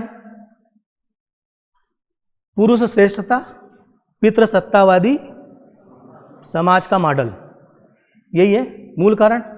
पुरुष अपनी सोच नहीं बदल रहा है, बदल रहा है क्या बताओ? नहीं बदल रहा है, हजारों साल से नहीं बदला, आज भी नहीं बदला। और महिलाएं अपने आप को पुरुष के आईने में देखती है, उनके पीछे चलती है। किसके पीछे? महिलाएं पुरुष के पीछे ही चलती है। अभी भी इंडिया में यही चल रहा है। कुछ कुछ महिलाओं को छोड़ दिया जाए तो अभी भी महिलाएं अपनी स्वतंत्र पहचान नहीं बना पाई। राजनीति के क्षेत्र में देख लो, विरासत के आधार पर महिलाएं दिख रही है, दिख रही है कि नहीं? कोई अपने स्वतंत्र पहचान के आधार पर एक दो दिखेंगे आपको, स्वतंत्र पहचान के आधार, सब विरासत के आधार पर। क्या मतलब? क्या महिलाएं आज भी अपने आप को पुरुष के आईने में देखती है। विचारधारा वाला प्रश्न बहुत मजबूत होना चाहिए, है ना। महिलाएं पैदा नहीं होती है, बनाई जाती है, सिगमंड फ्रायड ने बोला था। ठीक है, ऐसे कई सारे विचार आपको लिखने हैं जो आपके निबंध को क्या बनाए? प्रभावशाली बनाए। ठीक है, समझ गए ना। चलिए, तो एक क्या ढूंढोगे? पहला, ये कौन सा कारण? मूलभूत कारण खोजना है और उसको लिखना है। ठीक है, उसकी बात करना ही है। ठीक, फिर बहुत सारे अन्य कारण भी होंगे ना। हमने अभी लिखा क्या? समस्या का क्या लिख रहे थे भाई? कारण लिख रहे थे। कारण बहुत सारे, लेकिन एक हर समस्या का मूलभूत कारण होगा ही। ये ढूंढने सीखिएगा। मैंने नक्सलवाद का कारण बताया आपको, महिलाओं के साथ होने वाली हिंसा, उसके संदर्भ में मूलभूत कारण देखा है। ठीक है, अभी आप देखिएगा कि महिलाओं के साथ कार्यस्थल पर बहुत सारा भेदभाव होता है, उस पर भी संभव है क्वेश्चन आएगा, है ना। तब वहां पर भी ऐसा क्या होता है कि महिलाओं के साथ भेदभाव किया जा रहा है, यौन शोषण हो रहा है, बहुत सारी अन्य बातें। ठीक है, चलो, मूलभूत कारण एक पैराग्राफ में, अन्य कारण एक पैराग्राफ में खत्म। सबको खत्म कर दो एक ही पैराग्राफ में। जो आपको लगता है, निबंध को कम शब्दों में बांधने भी सीखना है। हो गया? चलिए, अब कारण तो लिखकर हो गया।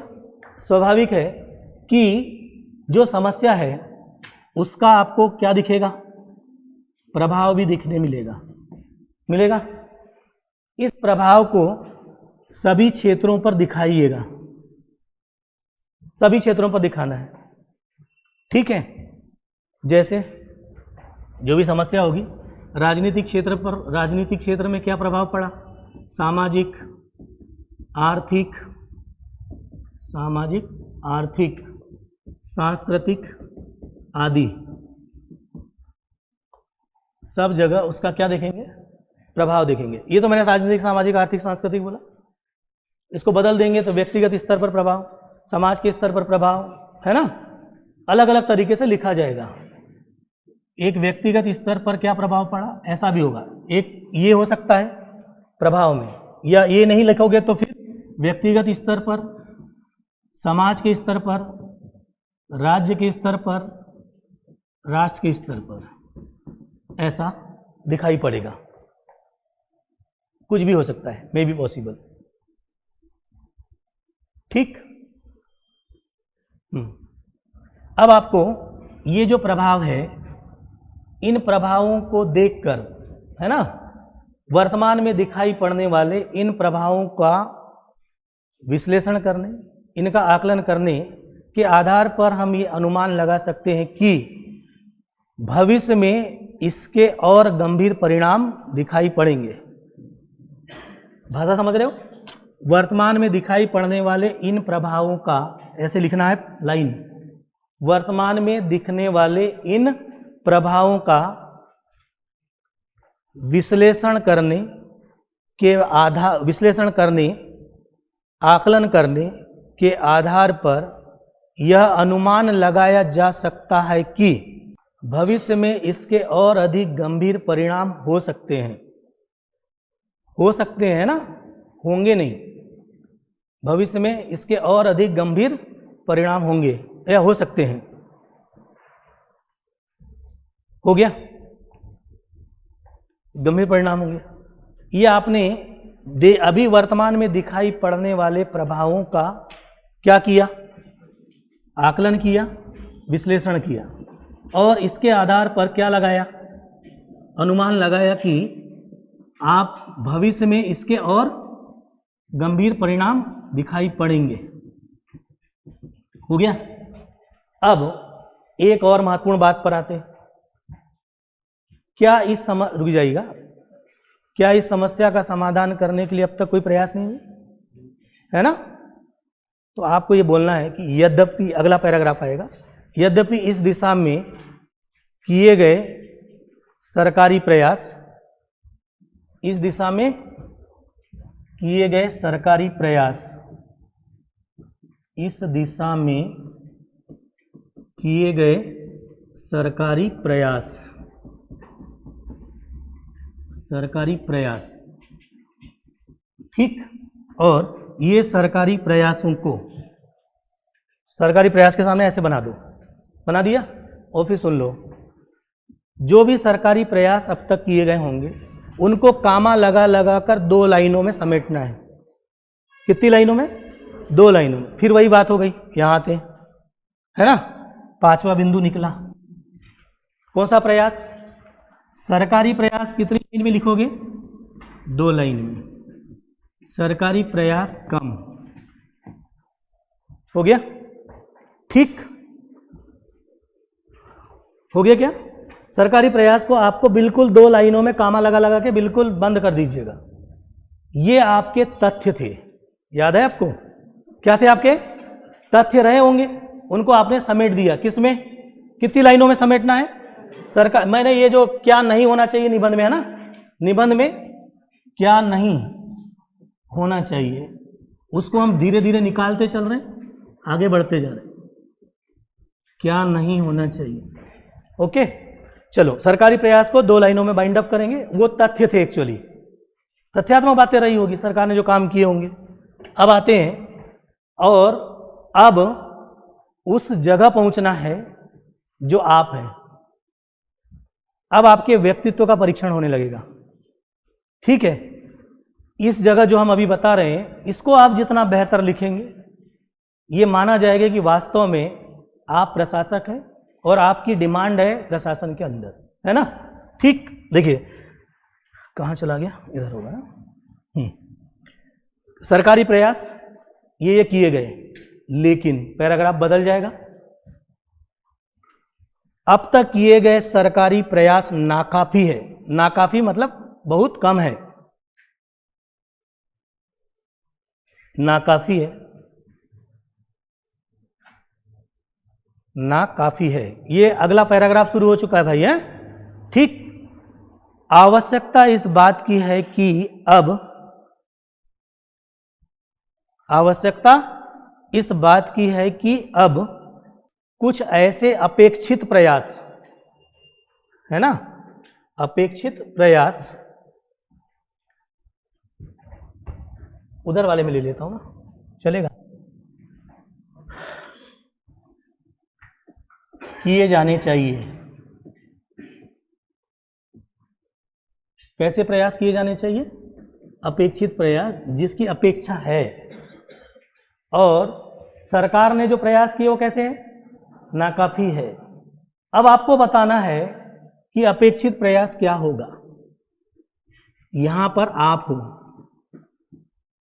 यही है आप निबंध में। अभी तक केवल आप क्या कर रहे थे? चीजों को ला रहे थे, कारण ढूंढ रहे थे, विश्लेषण कर रहे थे, अनुमान लगा रहे थे, ऐसे ही लिखा है आपने, क्या लगा रहे थे? विश्लेषण करना और अनुमान लगाने का काम चल रहा था आपका। लेकिन अब क्या होना चाहिए? ठीक है, ये आप है, अब आपके पास कितने इस समस्या के समाधान के लिए इनोवेटिव आइडियाज हैं वो आपको बताना है।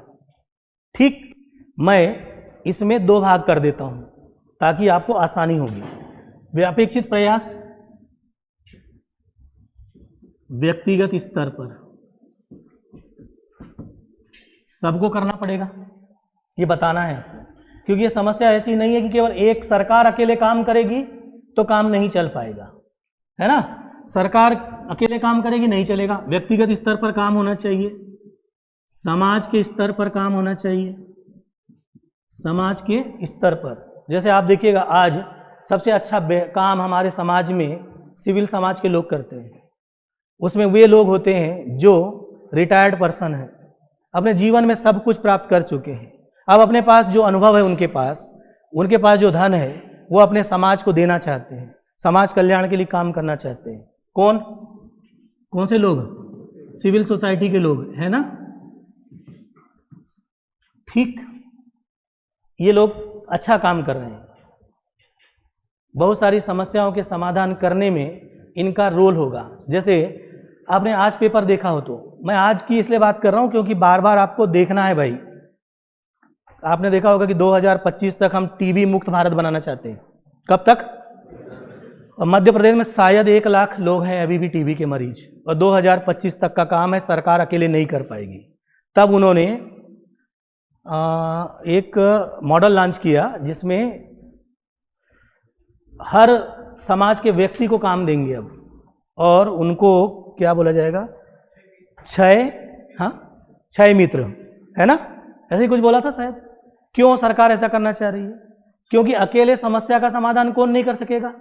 सरकार नहीं कर पा रही है। सरकार के प्रयास कैसे हैं? नाकाफी है। अपने तो लिखा, अभी लिखा कि नहीं? तब प्रयास किसको करना पड़ेगा? पहला, हमको व्यक्तिगत स्तर पर भी टीबी से मुक्त रहने के लिए ध्यान देना पड़ेगा। किसके स्तर पर काम करना पड़ेगा? समाज के स्तर पर। अगला नंबर स्थानीय स्तर पर, क्योंकि आज हम स्थानीय स्तर पर बहुत ज़्यादा काम सौंपते जा रहे हैं। जैसे पंचायती राज संस्थाओं को सौंप रहे हो ना आप लोग, किसको? पंचायती राज। और भी अच्छा मॉडल है आपके पास, ये वाला मालूम है ना? कौन सा मॉडल? एसएचजी का। ठीक है, अधिकांश काम तो इन्हीं से करा रहे हो। लोकतंत्र को तृणमूल स्तर, सबसे नीचे ले जाने का काम कौन कर रहा है आज? एसएचजी कर रहा है। इनको आप सशक्त बना रहे हो, बहुत सारे काम उनको दे रहे हो, इससे गरीब महिलाओं का सशक्तिकरण होगा आदि आदि। ठीक है, तो पहला व्यक्तिगत स्तर पर प्रयास करने चाहिए, ये आप बता रहे हो। दूसरा, समाज के स्तर पर काम होना चाहिए। मैंने एक उदाहरण बता दिया सिविल सोसाइटी का, आपके पास बहुत सारा है। सवाल समाज के स्तर पर जनता दरबार लगाओ। क्या लगाओ? जनता दरबार लगाया जाए, और बहुत सारे कार्यशालाएं, वर्कशॉप होती है ना, छोटी छोटी कॉलोनियों में वर्कशॉप होती है, ये सब करना पड़ेगा। ठीक, स्थानीय स्तर पर पंचायती राज और एसएचजी आदि। फिर हम क्षेत्र स्तर पर या राज्य के स्तर पर, क्षेत्रीय या राज्य के स्तर पर काम हो, फिर राष्ट्रीय स्तर पर काम हो, ठीक, और फिर अंतर्राष्ट्रीय स्तर पर काम। कुल मिलाकर निष्कर्ष रूप में किया जाने वाला प्रयास अब बन जाना चाहिए, क्या बन जाना चाहिए? जन आंदोलन बन जाना चाहिए। ठीक है, हो गया। अब आपने देखा होगा भारत में अभी स्मार्ट इंडिया हैकथॉन, नाम सुना किसी ने कभी? स्मार्ट इंडिया हैकथॉन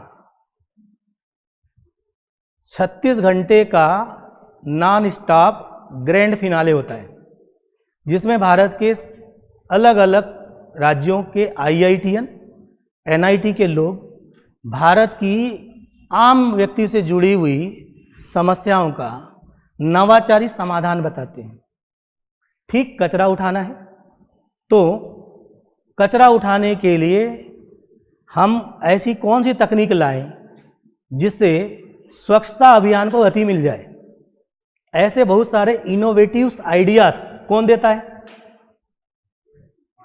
उस ग्रैंड फिनाले में IIT और NIT के लोग देते हैं। यही काम आपको ये अपेक्षित प्रयास में हमने सबको जोड़ के जन आंदोलन करवाया, लेकिन इसके अलावा डैश मारिए, कुछ आपको ऐसे नवाचारी बात बतानी है जो आपको नवाचारी कदम बोलिए कि इसके अलावा ऐसे कुछ नवाचारी कदम उठाने की भी अति आवश्यकता है।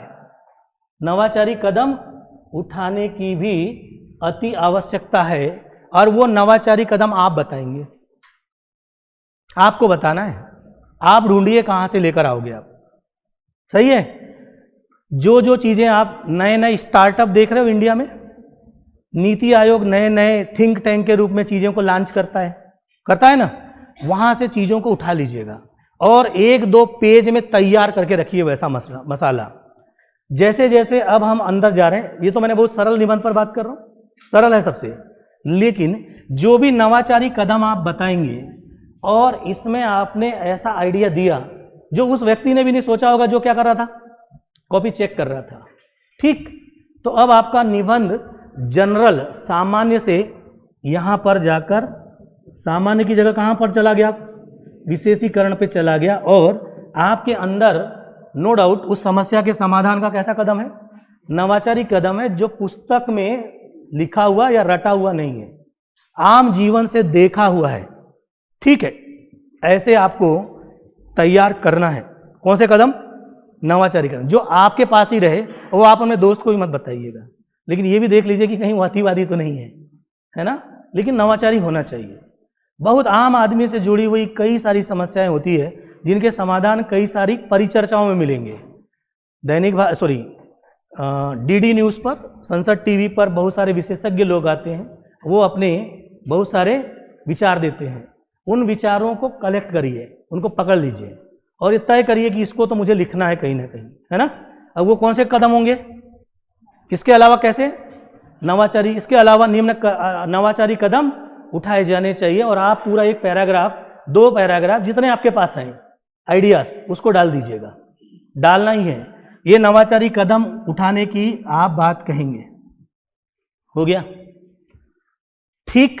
अगली बात, अगला पैराग्राफ, जहाँ शुरुआत ऐसे होगी, यदि इस प्रकार के नवाचारी कदम नहीं उठाए गए तो, अगला पैराग्राफ की शुरुआत कैसी होगी, यदि इस प्रकार के नवाचारी कदम जो आपने बताया है ना, नवाचारी कदम नहीं उठाए गए तो, नवाचारी कदम नहीं उठाए गए तो के बाद आपको थोड़ी डरावनी अपील करनी है।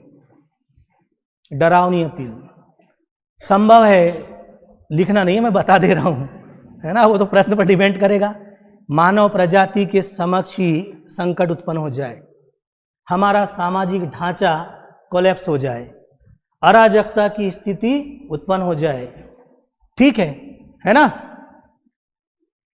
गृह युद्ध छिड़ जाए, जो छोटी छोटी हिंसाएं काय में कन्वर्ट हो जाए, गृह युद्ध छिड़ जाए, ऐसी बहुत सारी बातें, है ना। 2-4 लिख दीजिएगा जो फियर अपील करनी है, डरावनी अपील होना चाहिए, सही है। मानव प्रजाति पर ही संकट उत्पन्न हो जाए, मानव प्रजाति समाप्त हो जाए, है ना, हमारी सांस्कृतिक विविधता खत्म हो जाए, ठीक है।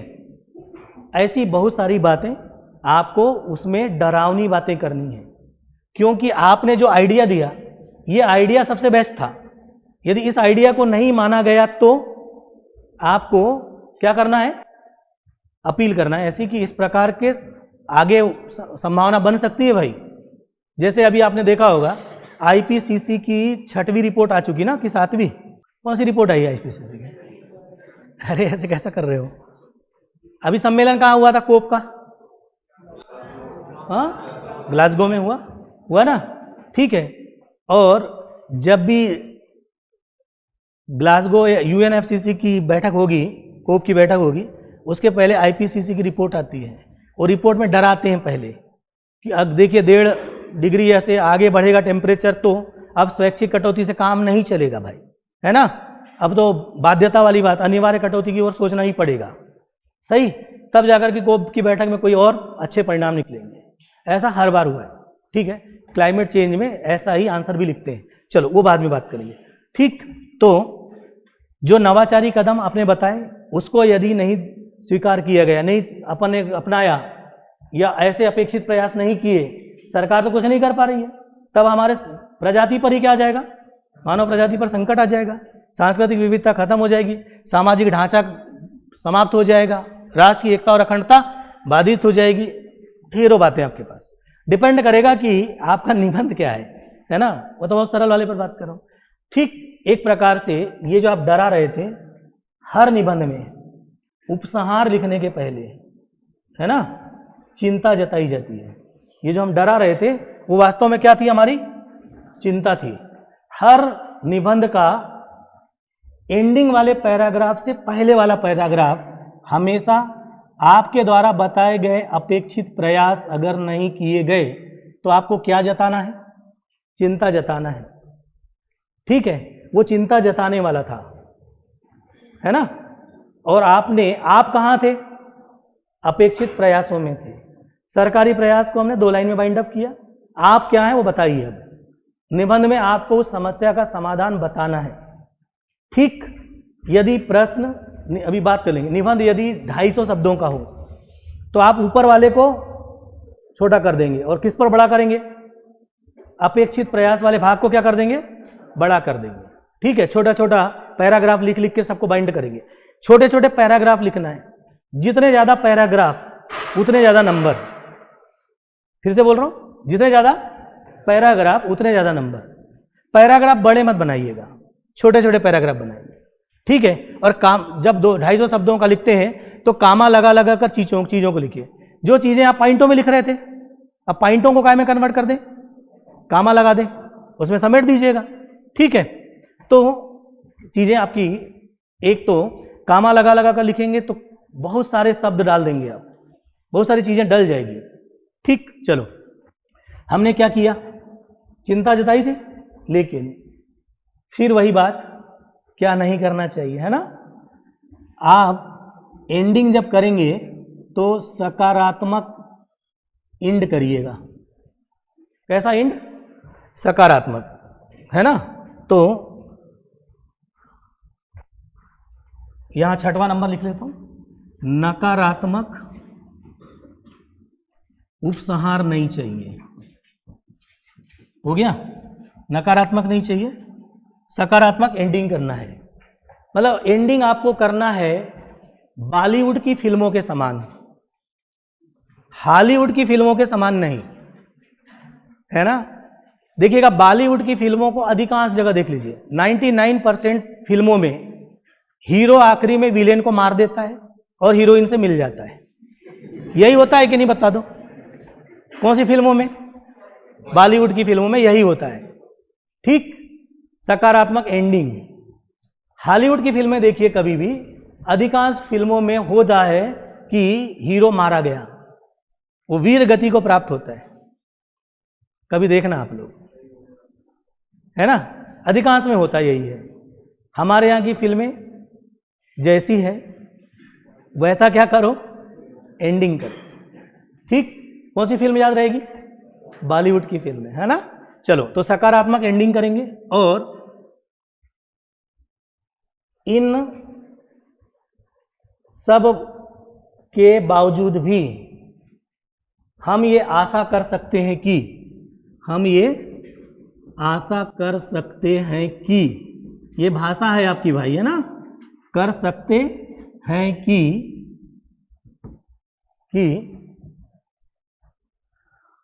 कर सकते हैं कि सभी के समन्वित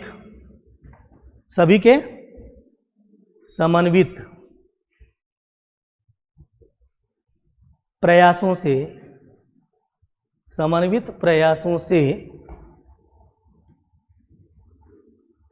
निकट भविष्य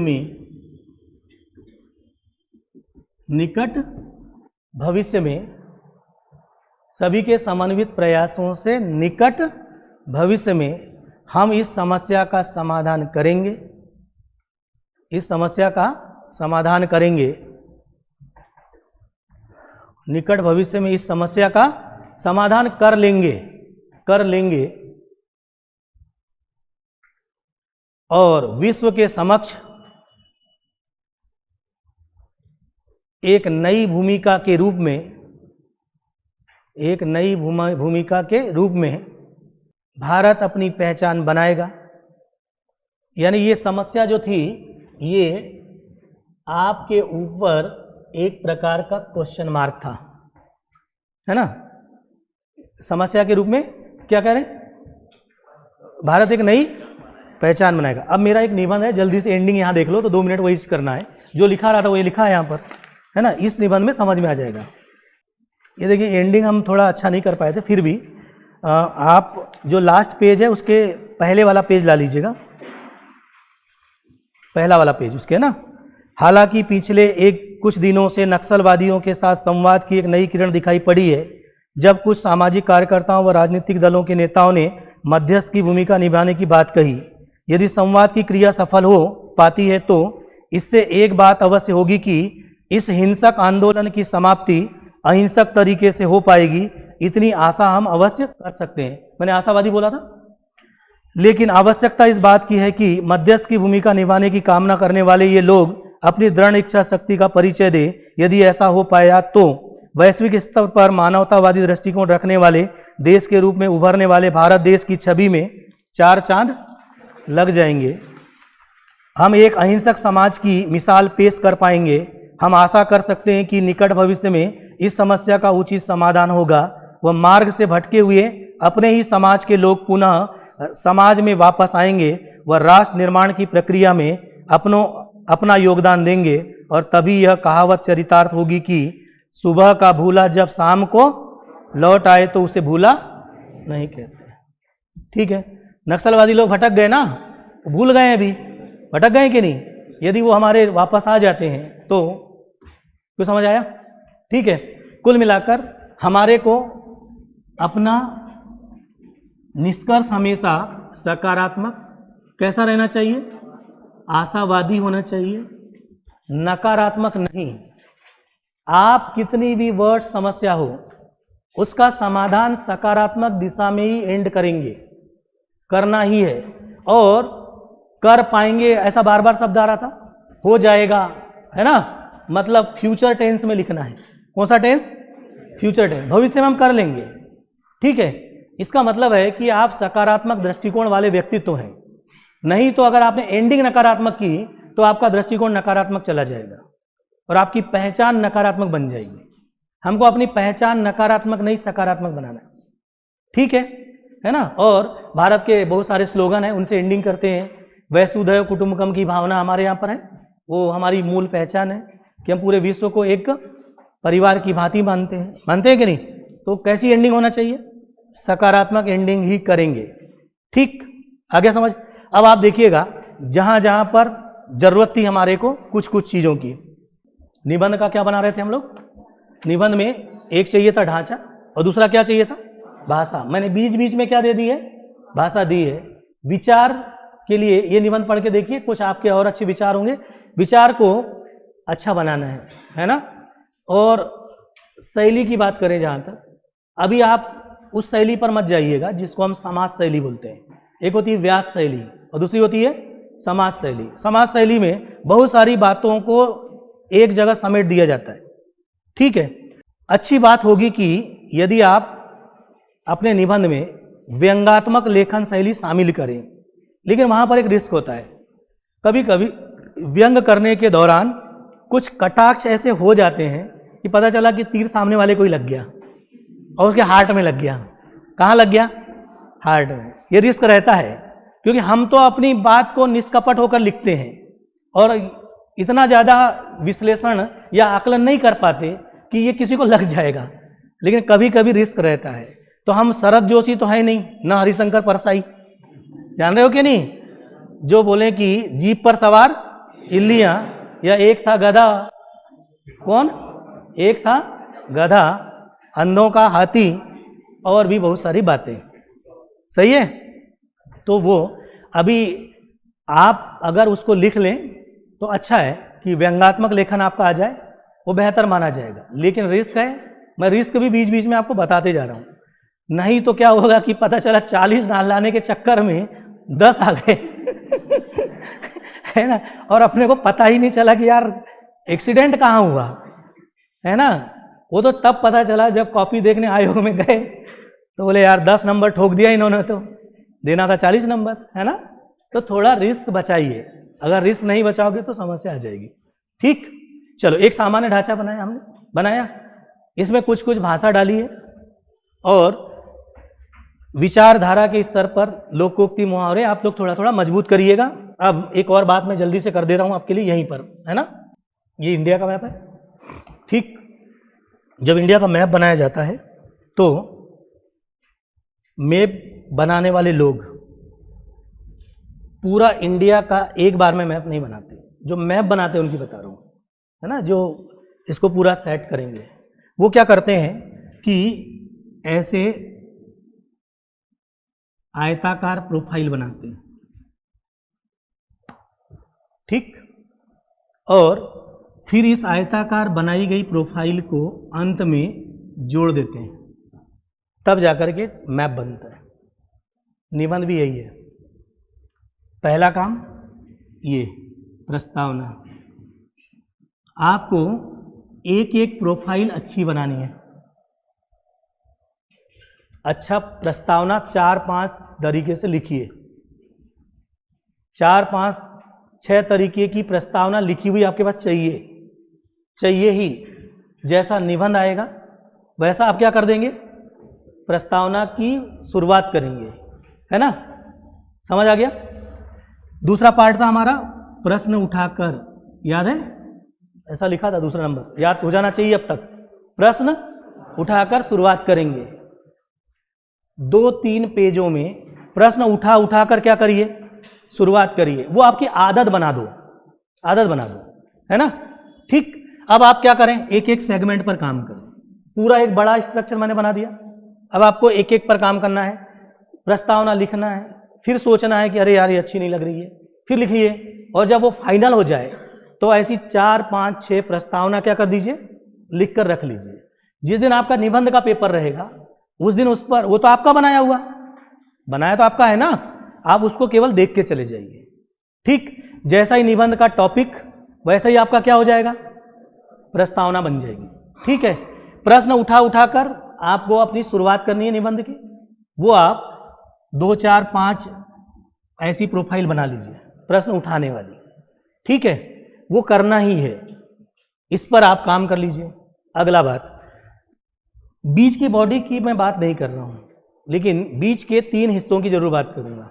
एक, आपका अपेक्षित प्रयास, याद है, उसमें भी वो जो आपके नवाचारी हैं, बोला था कौन से नवाचारी है, इसका पार्ट जितना बड़ा कर सकते हो, क्योंकि आप, बाकी में आप नहीं है, बाकी तो ऐसा है आपने देखा है और देख करके चीज़ों को लिखा है, लेकिन आपके आइडियाज कहाँ हैं, आइडिया तो यहाँ है ना आपका। ये वाले हिस्से को आप मजबूत बनाइए, इसके लिए कंटेंट समेटिए। कंटेंट आएगा कहाँ से, है ना, कंटेंट आएगा कहाँ से, तो मैं कंटेंट लाकर देता हूँ जल्दी से। देखो, जब आप लोग पूरी आपकी पढ़ाई हो जाए और खाना पीना खा लेते हैं रात में, तब आप सोते हैं, ठीक, तो आप ध्यान से देखिएगा कि आपके दिमाग में कई सारे विचार चलते रहते हैं और विचारों की एक लंबी श्रृंखला चलती है किसी एक टॉपिक पर, है ना।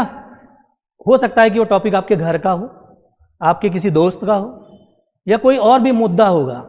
उस टॉपिक विशेष पर क्या चलते हैं, विचार चलते हैं, विचारों की श्रृंखला चलती जाती है, पता नहीं कहाँ पहुंच जाती है। होता होगा ऐसा, मेरे साथ होता है, वही बता रहा हूं, होता है ना। जब वो विचार आए उसी समय उसको पकड़ लीजिए, कागज पेन तैयार ही रखिएगा हर दिन, समझ रहे हो आप। जैसे ही आए तो आने दो, पहले उसको आने दो, क्योंकि उसको बीच में अगर रोक दोगे तो दिक्कत होगी, है ना। उसको आने दीजिए, आने दीजिए, जाने दीजिए, वो बहुत लंबी दूरी तक जाएगा, अनंत तक उसकी जाना है उसको, ये शक्ति है इसके अंदर, उसको जाने दो। और जैसे ही वो गया और अब लगा कि हाँ यार बहुत अच्छा आइडिया आया था, मुझे तो क्या चाहिए, आइडिया ही चाहिए ना, ठीक है, उनको नोट कर लीजिएगा उसी समय। संभव है जब आप सोच कर बैठेंगे कि अब मैं लिखता हूं, मान लो कल लिख लूंगा, तब तक वो आइडिया क्या हो जाएगा, थोड़ा कुछ आइडिया स्किप हो जाएगा, हो ही जाएगा। ठीक हो सकता है जब आप लिखने गए एक पैराग्राफ लिखे, लिख करके रख दीजिए, वो एक पैराग्राफ इस नवाचारी कदम का एक प्रोफाइल है। ऐसी प्रोफाइलें क्या होती जाएगी, बनती जाएगी, बनेगी ही। आप जैसे बुद्धिमान लोग जिनका स्तर अब यहां पहुंच चुका है ना, अब आप आम आदमी नहीं हो, ठीक, कि केजरीवाल की पार्टी में शामिल हो गए, कोई समझ में आ रही बात? आप भारत के बुद्धिजीवी लोग हो, और वो भी युवा बुद्धिजीवी जिसके पास नवाचारी आइडियाज होते हैं। आप अपनी ताकत, अपनी क्षमता को पहचानो, ठीक है। मैंने बीच में एक जगह लिखा था, इन प्रभावों का आकलन विश्लेषण करने के बाद ये अनुमान लगाया जा सकता है कि भविष्य में और भी समस्या गंभीर हो सकती है। अब आप वो हो, आकलन करने वाले, विश्लेषण करने वाले, अनुमान लगाने वाले कि भविष्य में क्या संकट आ सकता है। उसके लिए आज ही सुधार जरूरी है। भविष्य में होने वाली घटना को ध्यान में रखते हुए आज ही क्या कर देना चाहिए, सुधार के उपाय चाहिए, ठीक। तो उस समय जब आपके पास ये विचार आएंगे, किसी भी टॉपिक पर आए, किसी भी बोल रहा हूं, आप अपने निबंध की एक कॉपी बनाएं, उसमें वर्गीकरण कर दीजिए कि भाई मुझे पॉलिटी से संबंधित कोई निबंध आएगा, उस पर मुझे लिखना होगा, यहाँ लिखना होगा, ऐसे, ठीक। और उन विचारों को लिखने की आदत डालिए। संभव है एक दिन ऐसा आएगा कि आपके विचार सबसे अच्छे होंगे। शुरुआत तो किसी एक छोर से करनी पड़ेगी ना भाई, करनी पड़ेगी कि नहीं, वो करना है आपको। हो सकता है कि आपके विचार इतने इनोवेटिव हो कि रवीश कुमार फेल हो जाए। कौन, क्यों नहीं हो सकते भाई? रवीश कुमार जी का मैं फॉलोअर्स हूं, मैं उनका फैन हूं, ठीक है। एनडीबी है क्या, डीएनबी है, डेली न्यूज क्या है, डीएनबी में थे ना क्या, एनडीटीवी नहीं, एक था ना डीएनबी है, कौन सा है, डेली न्यूज क्या है, मैं वो, हाँ डीएनए में एक कोई थे ना जो, उनको भी मैं जानता, हाँ जी, उन्होंने छोड़ दिया फिर उनको, है ना। फिर दूसरा, और फिर वो अपने रजत शर्मा जी, कुछ तो आइकान है इंडिया में जिनको सुनने के बाद लगता है कि यार वाकई कुछ तार्किक बातें होती है ना, जहां पर प्रयास वो करते हैं कि अपनी छवि बनाकर रखते हुए बातों को कहें। स्वाभाविक है, वो तो विचारधारा के स्तर पर कुछ ना कुछ बातें आ ही जाएगी जो विचारधारा मैंने लिखा था, लेकिन फिर भी उनको सुनने के बाद लगता है कि नहीं सुनना चाहिए, मजा आता है, ठीक। वैसे आपको अपने विचार बनाने हैं। संभव है ये निबंध आप अच्छा लिखने सीख जाएं तो इंडिया के सबसे अच्छे संवाददाता बने, ये भी तो एक रास्ता है कि नहीं। करना क्या है, जिस समय विचार आता है उसको क्या करना है, रात में कैप्चर करना है, आता तो उसी समय है, ठीक। आप सबको अलग अलग आते हैं, ठीक है, लेकिन आपको अच्छे विचार आते हैं, ये ऐसा मैं मानता हूं, ये मेरा आशावादी दृष्टिकोण है। कौन सा दृष्टिकोण, ठीक। मैं आपके ऊपर बहुत विश्वास करता हूं, और क्यों नहीं, इतने दिनों तक मेहनत करके गहन चिंतन किया है। कौन सा ऐसा विषय है जिसकी हमारे को समझ नहीं है, सब विषय की समझ है, बस अब उसको समझ को विस्तार देने का समय है ना, उसको बड़ा करने का समय है, उसको व्यापक करने का समय, कर लेंगे आप, ठीक। तो उस समय पर आप उसको छोटा छोटा प्रोफाइल बनाइएगा और उसको लिखने की आदत डालिए। कुल मिलाकर यहाँ से हम एक तीर मारेंगे वो ये कि आपको इंटरव्यू भी देना ना इंटरव्यू, तो आपकी हॉबी भी लेना पड़ता है ना हॉबी, ठीक। अभी हम लोग जब इंटरव्यू ले रहे थे 2019 वालों का, तो कई लोग हमसे पूछने आ रहे थे कि सर अब मैं हॉबी क्या लिख दूं। अरे भाई आपकी हॉबी हम क्या बताएं, लेकिन अब क्या करें, उनको संतुष्ट करना मजबूरी है। तो बोलते थे कि अरे यार एक काम करो, ये हॉबी अच्छी होती है जो पर्यटन स्थलों को घूमना। किसको घूमना? हो सकता है कि आप खजुराहो गए और वहां पर बैठा हुआ कोई मेंबर भी खजुराहो गया होगा और उसने भी वही मूर्ति देखा जो आपने देखा और दोनों का एक जैसे बैठ गया तो नंबर मिल जाएगा, आदि आदि। ठीक है, तो मैं ये कहना चाह रहा हूं कि आप इसको हॉबी बनाइए। क्या बनाइए? हॉबी बनाइए, है ना। निबंध आपके अपने विचार हैं। कोई भी निबंध पढ़ाएगा, जैसे मैं या विकास दिव्यकीर्ति सर या और भी कोई XYZ, वो आपको केवल आइडिया देंगे। मैंने आपको आइडिया के तहत ढांचा दिया। क्या मिला है आपको आज? ढांचा ना। ढांचा के साथ साथ पहली लाइन भर दिया और अंदर की लाइन कौन भरेगा? आपको भरना है ना भाई।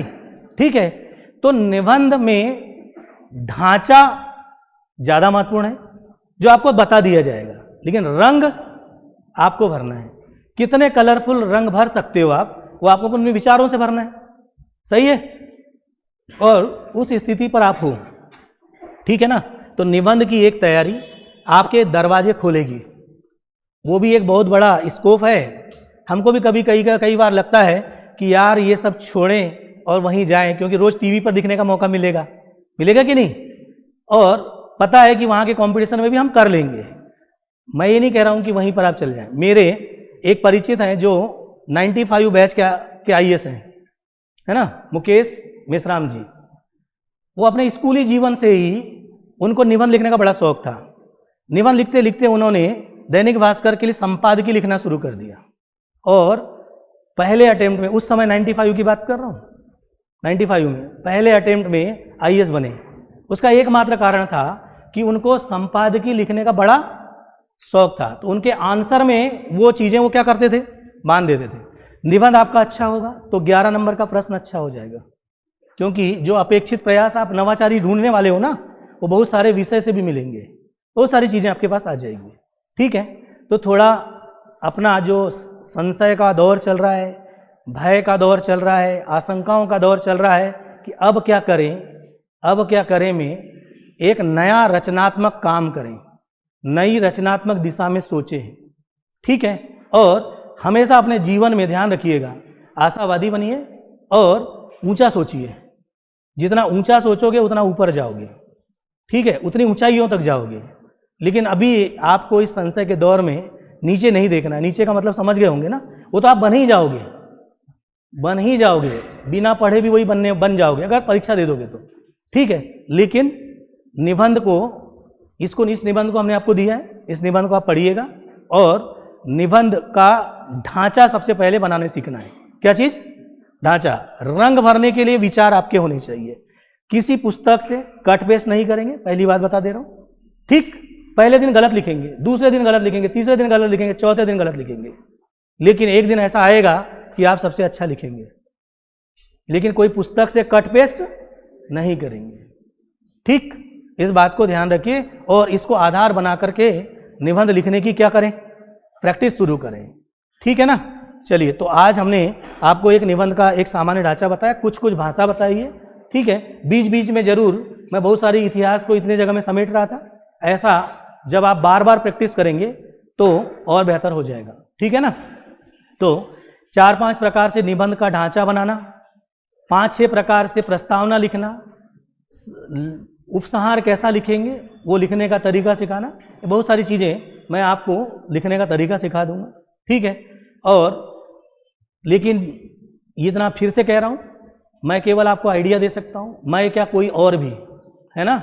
लेकिन निबंध आपके विचार हैं और वो आप ही हैं। ठीक है, और आपको ही उसको और विकसित करना चाहिए। हम आपके लिए एक मोटिवेटर के रूप में हो सकते हैं, आइडिया देने वाले व्यक्ति के रूप में हो सकते हैं, लेकिन मैं कभी ये अपेक्षा आप लोगों से नहीं करूंगा कि हमने आपको निबंध लिखा दिया। निबंध मैं लिखा भी दूंगा 5-6, ठीक है, 5-6 निबंध लिखा दूंगा, वो भी कोई दिक्कत नहीं है, लेकिन मैं ये अपेक्षा करूंगा कि आप उसमें और इनोवेशन करें। ठीक है, 2-4 निबंध लिखा देने, जैसे मेरा एक निबंध लिखा हुआ ये है आपके पास, है ना, जिससे आपको पता चलेगा कि विचार कैसे जोड़े जाते हैं, जबकि हमने 2010 में लिखा था। आज 12 साल बाद इससे बहुत गुना परिपक्वता की स्थिति पर हैं हम। ठीक है, क्योंकि उस समय हम स्टूडेंट थे, आज हम टीचर हैं। तो बहुत सारा बदलाव हो जाता है ना। सोचने का नजरिया अतिवादी से अब मध्यम मार्गी हो जाता है, बुद्ध का दर्शन चलना लगता है, ठीक है, बहुत सारी बातें आती है। तो ये आपको सिखा दिया जाएगा। अब आपको भी काम दे दिया हमने, अपने अपने स्तर पर इस अभियान को छेड़िए और नई ऊंचाइयों तक जाने का प्रयास करिए। लास्ट प्रश्न हमारा ये था, अब क्या करें, है ना। इस पर मैंने एक वीडियो बनाया था कल, इस वीडियो की लिंक हम आपको भिजवा देंगे जितने लोग अभी आए हैं, ठीक है। इसको देखिएगा, शायद एक निबंध आपकी दिशा खोलेगा और संभव है जो ये आप क्या करें वाला जो मेरा 30 मिनट का एक वीडियो है उसको बहुत अच्छे से देखिए, शायद वहाँ से कई दरवाजे खुलेंगे।